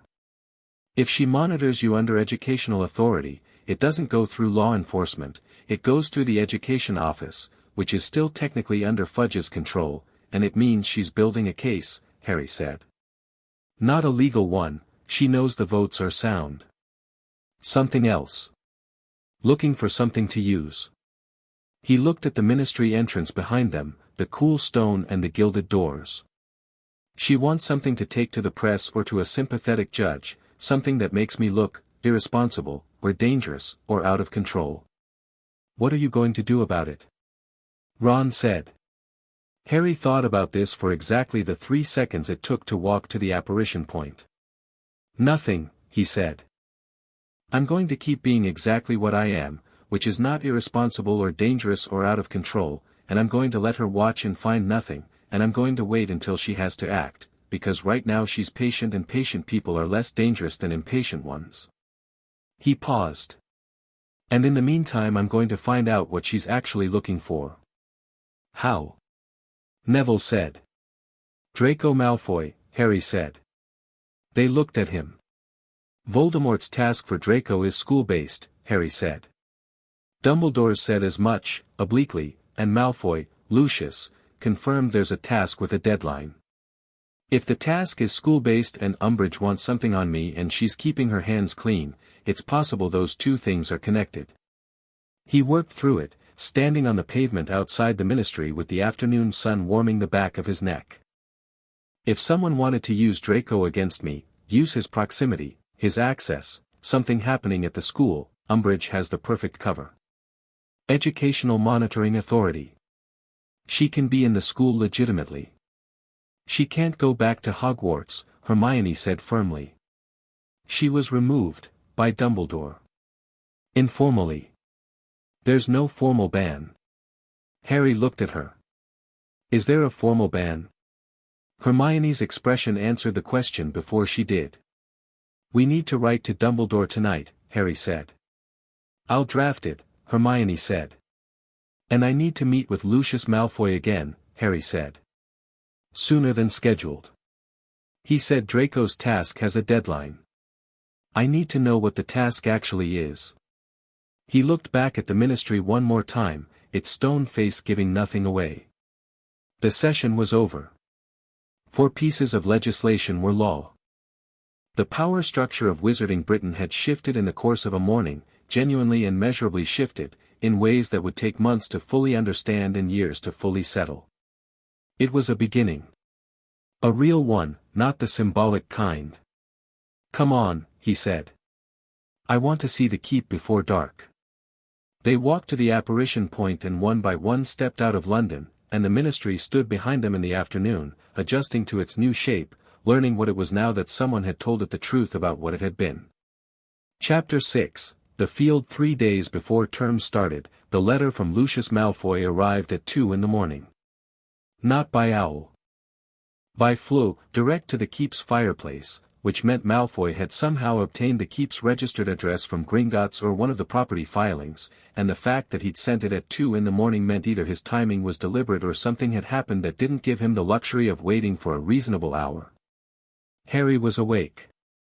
He'd been sleeping at the keep most nights since the Wisengamot session, partly because it was his and he was still learning what that meant, partly because it felt strategically sound to be on ground that was fully attuned to him, and partly because the ritual floor at the top of the tower had a quality in the small hours that he hadn't found words for yet and didn't feel the need to. He heard the flue activate from 3 floors below and was already moving before Keeper appeared at his bedroom door with the sealed letter held precisely in both small hands. The note was 4 lines. Malfoy's handwriting, usually immaculate, was uneven in a way that said written quickly and possibly standing. The task is the vanishing cabinet in the room of requirement. Draco is to repair it, its twin is at Borgin and Berks. Together they form a passage. He has been told to allow Death Eaters entry to Hogwarts through it. He is to complete this before Christmas or face the consequences for himself and his mother. I cannot stop it from here. You can. Narcissa does not know I have written this. Burn this letter. Harry read it twice, put it in his pocket instead of burning it, and went to wake Hermione. She was in the library on the 2nd floor, which was where she slept about 60% of the time because she kept falling asleep in the chair with a book, and she was awake before Harry had finished knocking, which meant she'd been awake already or she slept even lighter than he did. Vanishing cabinet in the room of requirement, Harry said, and handed her the letter. She read it standing in the library doorway with the focused speed she gave to genuinely urgent things. Borgin and Burke's has the twin, she said. I know. We saw it in second year, remember, Draco was in the shop, he was interested in it specifically. He thought back. He even touched it. And Borgin was nervous about it. Because it was already damaged, Hermione said. You said the bird went in at one end and came out dead. If Draco's job is to repair the cabinet at the Hogwarts end, then the repair work has presumably already started. Harry looked at the letter. He's had all summer. He's probably been at it since before we knew any of this was happening. How far along do you think he is? I don't know. But Malfoy, Lucius, says before Christmas, which means Voldemort thinks it's achievable by Christmas, which means Draco probably thinks he can do it, which means it might be close. Hermione folded the letter and handed it back. Her expression was doing the specific rapid processing it did when a problem had multiple interlocking components and she was establishing the order of priority. We need Dumbledore. Yes, Harry said. But not only Dumbledore. We need to handle the Borgin and Burke's end too. If the Hogwarts cabinet is destroyed or rendered permanently non-functional, it doesn't matter how far along Draco is.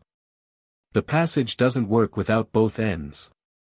We can't go into Borgin and Burke's and destroy their stock, Hermione said. Amelia Bones can, Harry said. Legally. If she has information that the cabinet is being used as part of a conspiracy to facilitate illegal entry into a protected magical institution, she has grounds for a search and seizure under the Defense of Magical Premises Act. He paused. That's actual law, not something I'm making up. I know it's actual law, Hermione said, in the tone of someone who had read it. Section 7. She'd need a witness statement or a physical precedent. She has the letter, Harry said. If Lucius Malfoy gives her a statement under Veritaserum, which he agreed to as part of our arrangement, he might not agree to this specific use of it, Hermione said carefully. This implicates Draco directly. Harry thought about this. He thought about what Malfoy had said in the Gringotts meeting room, I intend him to fail to complete it. He thought about the 2 in the morning timing of tonight's letter, the uneven handwriting, a man who had made a decision that had cost him something and was living on the far side of it. He wrote this letter, Harry said. He already made the decision. Hermione held his gaze for a moment. All right, she said. Who do we wake up first? Bones, Harry said. Then Dumbledore. He paused. Dumbledore second, because if we wake him first he'll want to manage it. Hermione almost smiled. Right, she said, and went for her quill. Amelia Bones arrived at the keep at 3:30, through the floor with 2 Aurors who she'd clearly pulled out of bed and who were professional about it in the way of people who have done emergency responses enough times that adrenaline and readiness were inseparable. She read the letter, listened to Harry's outline, asked 4 precise questions, received 4 precise answers, and said, I'll contact Lucius Malfoy at first light. If he gives me the statement, I can have the Borgin and Burke's cabinet seized by 9 o'clock. If he doesn't give you the statement? Ron said, from the kitchen doorway in a jumper he'd grabbed hastily, his hair doing several things at once. Then I use the letter itself as secondary evidence and request an emergency warrant from Madame Longfellow, who is the acting judicial review officer since Fudge's accountability process started. Bones looked at Harry. She'll grant it. Yes, she will, Harry agreed. Bones left. Harry flew to Hogwarts. He hadn't been back since the end of term and the castle felt different in August, the same way any large building feels different emptied of its usual population, its own personality more visible, not hollow but clarified, the stone and the portraits and the shifting staircases all more simply themselves without 1,200 students filling the space. The gargoyle at Dumbledore's office admitted him immediately, which meant Dumbledore had standing instructions about Harry, which Harry filed as either touching or telling depending on how you looked at it. Dumbledore was awake. Harry had suspected he would be. The man seemed to sleep very little, which was either a function of great age or of having a great many things on his mind, and probably both. "Sit down," Dumbledore said, when Harry came through the office door, with the measured quality of someone who had heard the flow and had already half prepared for the conversation. Harry sat. He put the letter on the desk without preamble. Dumbledore read it. His face through the reading was still, and what moved behind his eyes was something complex and not quick. He looked at it for a moment after he'd finished, not reading it again, just sitting with it. "The room of requirement," he said. "You knew about the vanishing cabinet," Harry said. Not accusing, just reading it from the stillness of his reaction. "I suspected," Dumbledore said. He looked up. "I suspected Draco had been given a task. I suspected it involved the school. I did not know the specific mechanism." He was quiet for a moment. "I should have found out," Harry said. "Yes." Another pause, and then Dumbledore said, "Yes," without any qualification, and Harry recognized this as progress of a kind that mattered. "Bones is handling the Borgin and Burke's end this morning," Harry said. "Malfoy, Lucius, will give her a statement. The cabinet at that end will be seized. That leaves the Hogwarts cabinet." He paused. "I want to go to the room of requirement now, before term starts, and see the state of it. If Draco has been working on it over the summer, he's been at Malfoy Manor over the summer," Harry said. "Under house arrest, effectively, with his father under monitoring and his family under Voldemort's specific attention. He hasn't been here since June." He looked at Dumbledore. "Which means whatever state the cabinet is in, it's the state it was in at the end of term, plus whatever charms he managed to place on it before leaving. You want to prevent him from completing it when he returns in September," Dumbledore said. "I want to make it impossible for him to complete it in a way that doesn't require me to hurt him," Harry said. "Bones will destroy the Borgin and Burke's cabinet, which breaks the passage permanently regardless of what happens at this end. But I want to be sure. Voldemort's fallback, if the cabinet passage fails, is to try another method of entry, possibly through someone already inside the school." He held Dumbledore's gaze. "We need to be ahead of that." Dumbledore looked at him with the expression that was neither the managed warmth nor the calculated patience but the third thing, the one Harry had begun to think of as the real one, attentive and unguarded and engaged. "What are you proposing?" "Draco Malfoy has a way out," Harry said. "His father is cooperating with Bones. There's an agreement in place. If Draco comes to me, or to you, and declares himself, the ministry proceedings against his father improve significantly, and Draco himself is classified as a protected witness rather than a Death Eater operative. He won't come willingly," Dumbledore said. His pride is going to get him killed," Harry said, with the flat certainty of someone who has thought about this and arrived at the conclusion without wanting it to be true. "Voldemort does not keep people around who fail him, and Draco is going to fail him because his father and I have both ensured the mechanism fails. When that becomes clear to Voldemort, Draco is either a liability or a lesson." He paused. "I need to speak to him before Voldemort figures out the cabinet is compromised." "On the first day of term," Dumbledore said slowly. "The first day," Harry said. "Before he goes to the room of requirement and finds the Borgin and Burke's cabinet gone from the equation." He paused. "I'm going to tell him the truth. About his father, about the agreement, about what happens next. No manipulation, no angle. Just the truth and an option." Dumbledore was quiet for a long moment, and in the quiet the office did its late-night things. The portraits breathed their slow sleeping breaths, the instruments made their small sounds, the phoenix perch was empty because Fawkes came and went as he chose. "You're going to give him the chance to choose," he said. "I'm going to give him the chance to choose," Harry said. "That's all." Dumbledore looked at the letter again. Something in his face settled into something that was not quite peace but was moving in that direction. The room of requirement is on the 7th floor, he said. I'll come with you. I know where it is, Harry said. I don't need, he stopped. Looked at Dumbledore. Yes. Come. They went together through the empty castle, through corridors lit by floating lanterns that the magic of the building maintained without instruction, down corridors that Harry knew by night and by day and in every emotional weather, and up to the 7th floor where the tapestry of Barnabas the Barmy faced the stretch of blank wall that was the room of requirement's exterior face. Harry walked past it 3 times, thinking I need to see what Draco Malfoy has been doing, and the door appeared. The room of hidden things was vast, as always, a cathedral of discarded magic and forgotten objects stretching away in every direction in stacked towers of accumulated years. Harry had been here before, briefly, and it was the same organized chaos as he remembered, a library of broken things, sorted by no logic anyone living understood, the residue of centuries of Hogwarts students hiding what they couldn't keep and couldn't throw away.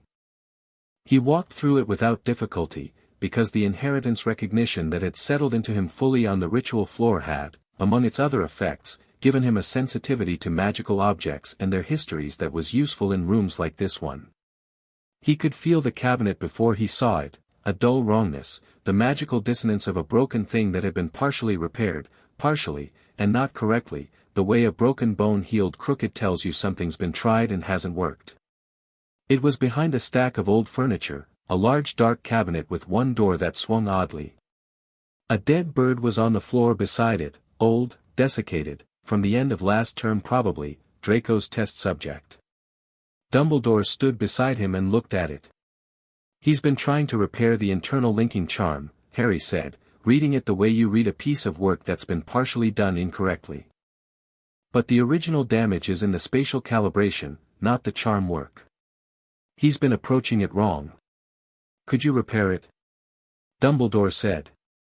Yes, Harry said, without thinking about it, and then registered what he'd said and thought about it and concluded it was probably true. The Peverell inheritance and the older ones had left him with a relationship to spatial magic and object work that was different from standard wand technique. Whether he could actually do the repair was an open question, but he understood the problem clearly, which was the prior requirement. Don't, Dumbledore said, mildly. I wasn't going to, Harry said. He looked at the cabinet for another moment, and then he did something that wasn't wand magic and wasn't the standard ritual approach. He simply extended the awareness that the ritual floor had opened in him, reached into the spatial enchantment of the cabinet, and broke the calibration further, precisely and irreversibly, in a way that left no evidence of interference but made the cabinet permanently non-functional as a passage regardless of any repair work applied to the charm layer. Dumbledore watched him do this with an expression Harry didn't have a word for. It won't work now, Harry said, stepping back. No matter what he does to it. How did you? The Peverell line has a very old relationship with space and objects, Harry said. Ragnarok mentioned it. I've been exploring what that means practically. He looked at the cabinet. It means that, among other things. Dumbledore was quiet for a moment. Then he said, with something that might have been wonder if it were in a different key, your father would have, and then stopped. I know, Harry said. Come on. We should get back before it's light. Term started on the 1st of September, and the Hogwarts Express was the same as always, crowded and loud and smelling of sweets and old upholstery, and Harry, Ron, and Hermione shared a compartment with Neville and Luna Lovegood, who was reading the Quibbler upside down with the comfortable focus of someone who had found the correct angle and was sticking with it. Something's happening this year, Luna said, without looking up, shortly after the train left King's Cross. Several things, Harry said. Bigger things than usual. She turned a page. I can tell because the Raxperts are particularly active. They feed on uncertainty, and there's rather a lot of it this year. That's one way to describe it, Ron said. How are you, Harry? Luna said, and now she did look up, with the direct and entirely unguarded attention she gave to people she liked, which landed differently every time because it was so completely genuine. You've been carrying a lot. Getting lighter, Harry said. She looked at him for a moment and then smiled, small and real. Good, she said, and went back to her magazine. Neville, across the compartment, was reading his own notes, the Wisendamat session documentation, Harry noticed, annotated in the same small neat margins as the procedural guide. He'd been studying it continuously, not because he'd been asked to but because he'd decided it was his business to understand, which was the particular quality Harry had seen on the ritual floor in Ragnarok's office and had been quietly pleased to watch develop. Harry looked out the window and thought about Draco Malfoy on this train, in another compartment, heading toward a school where the mechanism of his failure had already been insured, carrying a task he'd been given by someone who'd kill him for failing it. He thought about what it was to be 16 and have no good options. He understood it. He didn't like it, but he understood it. The welcome feast was its usual self, the great hall lit by hundreds of candles, the Sorting Hat song containing what felt to Harry like a heavier note than previous years, something in its old voice that was paying attention to the particular moment it was in. The new first years were sorted with the focused anxiety of people beginning something enormous, and Harry watched them and thought about his own sorting, the Hat's whisper of Slytherin, and felt the full irony of having it confirmed in Ragnarok's blood record that the whisper was accurate. He'd have to think about what that meant for how he moved in the school this year. The Slytherin inheritance was real and acknowledged and his, and the students in the Slytherin table 20 feet away were going to find out, and the dynamics of that hadn't fully settled yet. Something to navigate. Not a problem, a situation. He found Draco the next morning. Not by searching, Harry had decided that searching would look like hunting, and he didn't want Draco to feel cornered before the conversation started. Instead he'd thought about Draco's habits and his patterns and his particular stubbornness, and he'd concluded that the best place to be was the corridor outside the room of requirement on the 7th floor at 7 in the morning, because Draco would go there first thing, to check his work from the end of last term, and he would go alone because this was a secret he'd been keeping from everyone including his Slytherin allies. Harry was right. Draco came around the corner at 7:15, and he stopped when he saw Harry leaning against the wall opposite the blank stretch where the door would appear, and the expressions that moved across his face in quick succession were, in order, surprise, wariness, something that might have been calculation starting to build, and then, when he registered what Harry's relaxed posture and straightforward expression meant, a colder version of the wariness, which was worse because it was more honest. "Potter," he said. "Malfoy," Harry said. "Walk with me for a minute." I'm not asking you to surrender or confess or choose a side," Harry said. "I'm asking you to walk with me for a minute. You can turn around and go back whenever you want." Draco looked at him for a long moment, and Harry recognized in the look the calculation of someone assessing threat levels against available information. He was good at that kind of assessment, better than most people gave him credit for. He concluded, correctly, that Harry was not here as a threat. He walked. They went along the 7th floor corridor, away from the room of requirement, in no particular direction, and Harry talked without preamble. "Your father is cooperating with the Ministry," Harry said. "He's giving Amelia Bones a full statement, Death Eater roster, Voldemort's operational planning, everything. In exchange for a fair trial, properly administered under actual law." He paused. "He reached out to me 3 weeks ago. The arrangement has been in place since then." Draco said nothing. His face was controlled in the way of someone receiving information that is rearranging things and not letting the rearranging show. "The cabinet at Borgin and Burke's was seized yesterday morning," Harry said. "Your task is no longer completable. The passage doesn't work without both ends." A muscle moved in Draco's jaw. "Voldemort is going to find out," Harry said. "Maybe not today, maybe not this week. But he'll find out the cabinet is gone, and he'll know the task failed, and he knows your father is cooperating with the Ministry because that's going to become public record when the trial starts." He paused. "You know what he does with people who fail." "You don't know what I know," Draco said, and his voice was controlled and cold, and underneath both of those things was the thing Harry had been listening for, the thing that was not composure or calculation, the thing that was afraid, genuinely, not of Harry but of what Harry was describing. "I know your father sent me a letter at 2 in the morning to make sure I knew about the cabinet," Harry said. I know what that means. He looked at Draco sideways. He's not all in with Voldemort, Malfoy. He hasn't been for a while. You should know that. Draco was quiet for a long time. The corridor was empty this early, just the two of them walking in the grey morning light through Hogwarts, which had held this kind of conversation before and would hold them again, and was probably entirely unbothered by this one in particular. What do you want?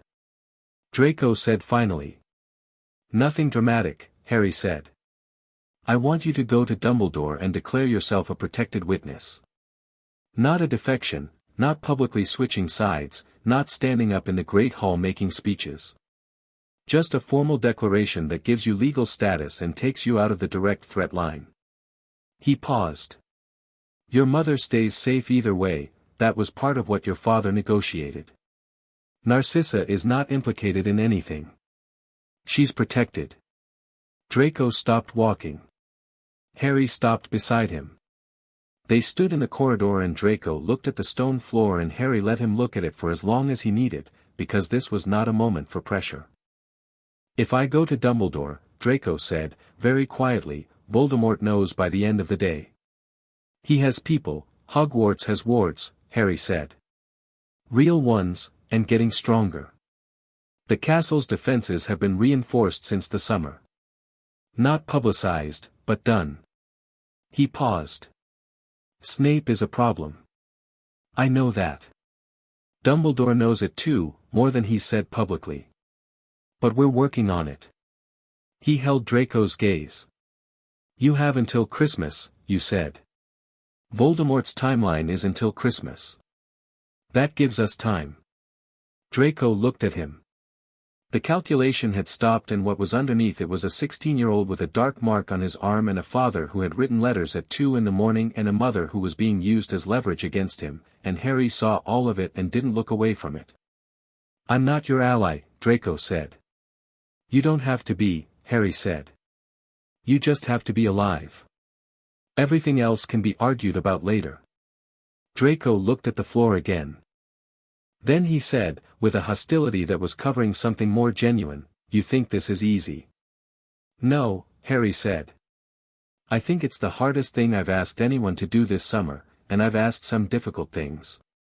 He paused. But I think you already know your only other options are worse. A very long silence. I'll think about it, Draco said. Think fast, Harry said. Same advice I gave your father. He started walking back the way they'd come. Breakfast is in an hour. The eggs are better early. He left Draco standing in the corridor. Voldemort came the second week of September. Not to the school, to the keep. Harry had expected it to be sooner, had half expected it after the Wisengamot session when the political moves had become fully clear, but Voldemort had been patient in the specific way of someone who had spent a summer recalibrating after multiple setbacks and was not going to act until he was certain. The certainty came, Harry understood later, when the news of the Borgin and Burke seizure became public. That was the moment Voldemort realized the chess board had been significantly altered while he was studying it, and that his response to Harry's political moves had been countered before he'd fully made them.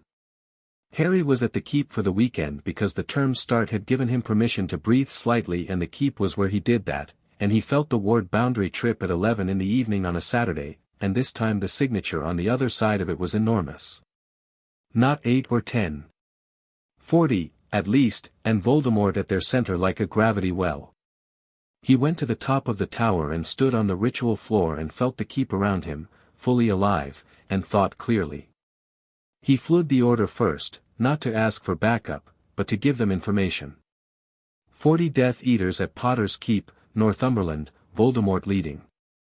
Keep your people back unless I ask. I'm not doing this from behind anyone's skirts. He gave the location coordinates, gave the ward map reference, and closed the flue. He fled Amelia Bones. 40 Death Eaters moving on Potter's Keep. If I send a signal flare in the next 2 hours, I need your orders. He paused. If I don't send one, it means I handled it. Bones said, with characteristic economy, sending 4 Aurors to standby position at the edge of the ward boundary regardless. Don't argue. Harry didn't argue. He flood Ron and Hermione. Stay at Hogwarts. I mean it. Ron said several things, the most printable of which was, absolutely not, and was through the floor 12 seconds later, and Hermione 4 seconds after that, and Harry looked at both of them standing in the keep's entry hall with their wands already in hand and felt a specific kind of gratitude that was also entirely unsurprised. 40, Hermione said. Plus Voldemort. Right, Ron said. And the keep is fully active? Fully, Harry said. The wards will work with us. This is home ground. He thought. The outer ward boundary will slow anyone who enters with hostile intent, not stop them, slow them. The courtyard wards will push harder. Inside the walls, the heritage magic is at full strength, and it responds to me actively. He looked at his hands. At the ritual floor, he thought about how to say it, I am the keep up there. The magic and I are the same thing. That's not alarming at all, Ron said. It's remarkable, actually, Hermione said. It's useful, Harry said. Which is what matters tonight. They went downstairs. Keeper materialized in the kitchen with tea, which Harry thought was an extraordinary display of priorities and also correct, and they drank it quickly and moved to their positions, Ron at the south wall where he had the best angle on the main approach and the courtyard, Hermione inside the tower door with access to the library's defensive reference texts if she needed them, and Harry in the courtyard, in the open. Because that was where this needed to happen. In the open, on his ground, face to face. That was the only way this conversation was ever going to reach its necessary conclusion. The outer ward boundary broke at 11:23. Harry felt them cross it like a wave breaking, 40-something magical signatures, each one carrying hostile intent that the wards catalogued and responded to, and the response ran through the hill ground as a visible shimmer, a slight refraction of the moonlight, the land itself waking up to the intrusion. They came from the north again. Of course they did. Harry stood in the middle of the courtyard in the moonlight with his wand in his hand and the gate open behind him and the keep warm at his back, and he waited. The first wave came through the gate like a tide, 6 Death Eaters, and Harry met them before they'd taken 3 steps into the courtyard. He wasn't thinking in terms of individual spells, he was thinking in terms of the space, how it worked with him, how the heritage magic ran through the flagstones beneath his feet and could be directed the same way water is directed, given the right channeling.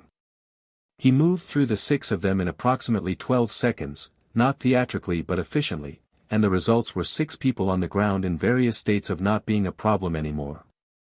Ron caught the 2 who tried to break for the tower walls.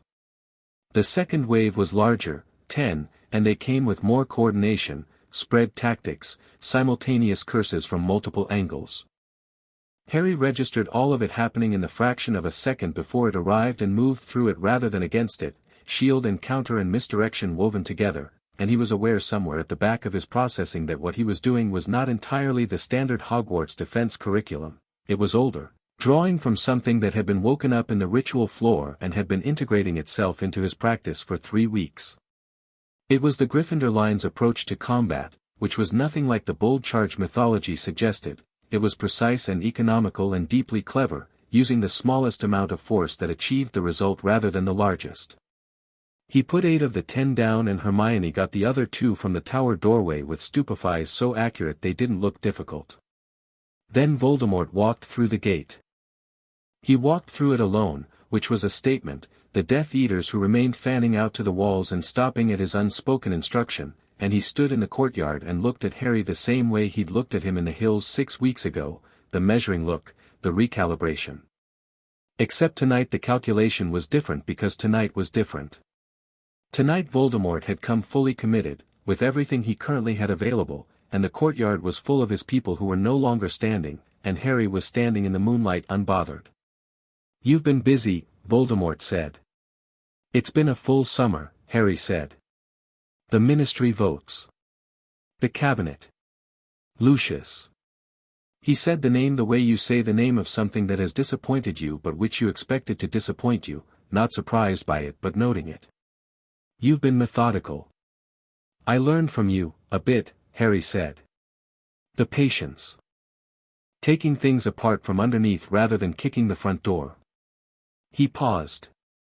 "Though I've been kicking a few front doors too." Voldemort looked at the keep above them, at the tower with its lit windows, at the amber glow of the runes that were visible now, the same way they'd been visible the night Harry had stood on the ritual floor, amber and steady and very old. He looked at it with an expression that was not quite the recalibration this time. It was something closer to recognition. "The Peveril anchor," he said. "Yes," Harry said. "I felt it last time," Voldemort said. "I didn't fully understand what it was. Do you now? 12 centuries of bloodline magic, confirmed and fully active." He looked at Harry. "You're not augmented, Potter. You're not enhanced by some artifact or potion. This is simply what you are." "Yes," Harry said. A silence. The moonlight was very clear, the courtyard bright enough to see by, the hills black shapes against the sky. "The prophecy," Voldemort said, and the word landed in the space between them like the weight it was, the thing that had directed both of their lives from the beginning. "Neither can live while the other survives." "I know the prophecy," Harry said. "I was there when the sphere broke." "You're not afraid of it." "I'm not afraid of you," Harry said, because that was the more precise statement. "I understand the prophecy. I've thought about it more than anyone should have to think about anything. And I've decided that the part that matters is not the dying, it's the living. Specifically the living while." He looked at Voldemort steadily. "You've spent 30 years trying to make yourself something that couldn't die, and in doing that you made yourself something that can't live either. You're not alive, Tom. You're persisting. There's a difference." Something moved in Voldemort's face. Something that was not anger, something older than anger, and possibly more dangerous, and possibly just possible, in the faintest technical sense, to be reached. Harry didn't pursue it. He wasn't here to save him.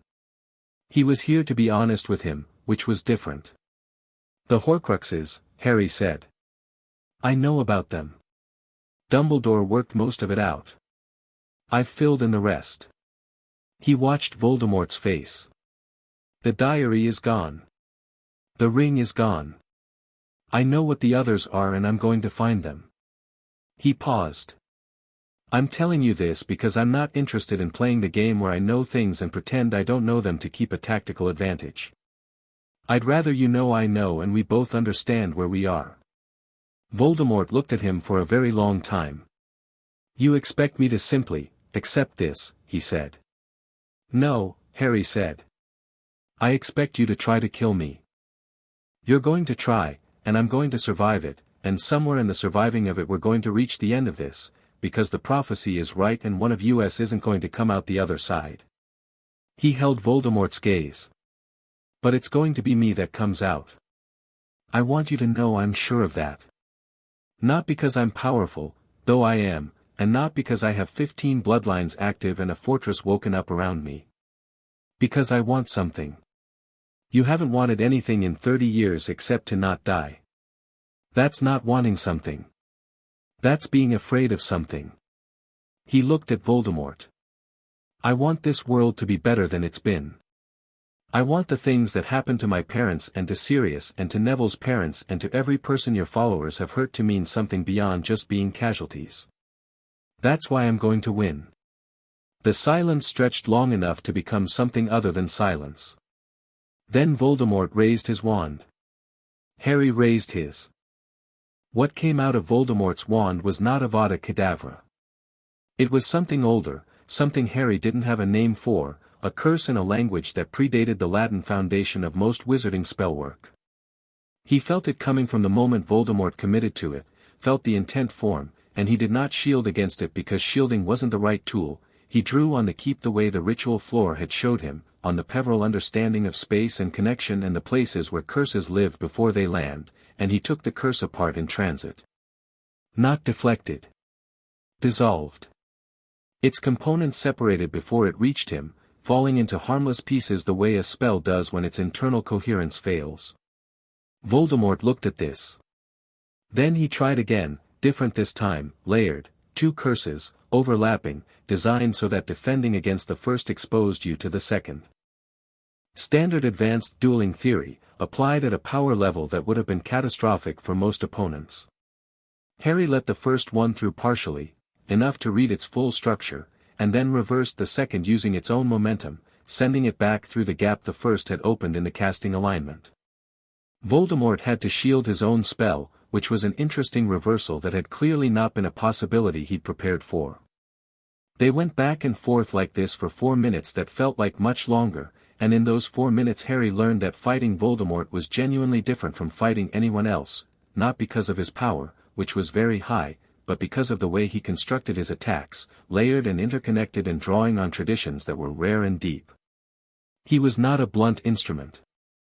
He was a precision weapon, and he had been doing this for 70 years, and the only reason he wasn't winning was that the ground itself was working against him. The Keep's wards were active and responsive and attuned to Harry, and Voldemort was in them, and the heritage magic had a specific relationship with spatial integrity that meant every spell Voldemort cast degraded slightly from its intended path within the courtyard, small deviations, fractions of degrees, the kind of thing you wouldn't notice in most circumstances and which in a serious duel were the difference between contact and miss. At the end of the 4 minutes Harry put a force working directly into the flagstones under Voldemort's feet that sent him back 3 yards and off his balance, and in the moment of that imbalance Harry was across the courtyard and his wand was at Voldemort's throat. Not Avada Kedavra. He didn't want to kill him tonight, couldn't kill him, with the Horcruxes still intact. What he wanted was this moment, this specific moment, the one that said something that words only approximated. Voldemort looked at him down the length of his wand. Harry looked back. "I told you at the beginning of the summer," Harry said, and his voice was steady and completely level, "that the next time we met properly, I wanted you to understand where we are. This is where we are." He held Voldemort's gaze. "I'm going to find the Horcruxes. I'm going to destroy them. And then we're going to finish the prophecy, and when we do it's going to be on my terms, on ground I choose, the way tonight was." He paused. "You can go now." A moment that stretched. Then Voldemort stepped back. It was controlled and deliberate, not fleeing, not conceding, a tactical withdrawal by a man who was genuinely processing something. He looked at Harry once more, and in that look was something Harry had never seen from him before, something that was not exactly respect but was in the same country as it, the particular expression of a chess player who has encountered a move they didn't see coming and is storing it for future use. He disapparated. The Death Eaters at the walls, those who were still conscious, followed a half-second later. The courtyard was quiet. Ron came down from the south wall. Hermione came out of the tower door. They stood on either side of Harry in the moonlight and looked at the empty courtyard and the open gate and the hills beyond, quiet and dark and saying nothing in particular about what had just happened on them. "You let him go," Ron said. "Can't kill him yet," Harry said. "Horcruxes." "Right," Ron said. "How many?" 6, initially. 2 gone. 4 left. Harry looked at the gate. "And now he knows I know." "You told him you know," Hermione said. "On purpose." "Yes." She thought about this. "Why?" "Because secrets give him power," Harry said. "If he thinks I don't know, he protects them by controlling what I know. If he knows I know, he has to change the game entirely, he has to either destroy them himself, which risks destabilizing his own immortality, or protect them by moving them, which creates activity we can follow." He paused. "Sitting still is the thing I can't fight. I needed him to start moving." Hermione processed this and then said, "That's genuinely good strategy," in the tone of someone who had expected good strategy and found it slightly more good than expected. "Ragnarok would approve," Ron said. "Ragnarok would say I should have charged him for the property damage," Harry said, looking at the scorch marks on the flagstones. The Keep's wards settled back to their deep baseline, the amber glow at the upper windows dimming to normal, the courtyard returning to simple stone and moonlight. Keeper appeared in the doorway with an expression of deeply professional composure and a tray with 3 cups that he set on the courtyard wall without comment, because house elves who had maintained a building for 2 centuries developed a specific sense of what moments required.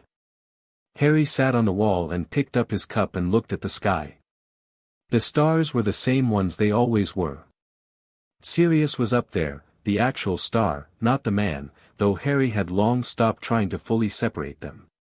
He looked at it for a moment and let himself feel what was there, the grief that had stopped being a closed door and had become an open window, the kind that let in weather and light both. "He's going to come back," Hermione said, sitting beside him. "Yes. Stronger, probably. Better prepared for what the keep does." "Yes. And you're not worried about that?" Harry thought about the 4 minutes in the courtyard, the layered curses, the weight of Voldemort's 70 years of expertise and the way the ground had worked against them. He thought about what it had felt like to stand in that and be entirely capable, not because he had everything figured out but because he was genuinely, measurably more than he'd been 6 weeks ago and was still growing. "No," he said. "Not worried." He paused. "There's still a lot of work to do. The Horcruxes, the school year, Draco, whatever Umbridge is planning, the Wisengamot follow-through. All of it." He looked at Ron and Hermione. "But worried isn't the word for it." "What is the word for it?" Ron said. Harry thought about it honestly for a moment, letting the questions sit on the summer, the inheritance test, the reckoning, the board moving, the foundations, the session, the field. All of it. The weight of it and the shape of it and what it had made of him or revealed in him or both. "Ready," he said. Ron looked at him for a long moment and then nodded, slowly, with the expression of someone for whom that word, in that voice, in that context, was entirely sufficient. Hermione said nothing. She leaned slightly against his shoulder, just for a moment, and looked at the stars. The keep stood behind them in the September night, its windows amber and warm, its wards settled and attentive, its old stones holding the particular quiet of a place that has been waiting a very long time for the right person to come home and has, at last, stopped waiting.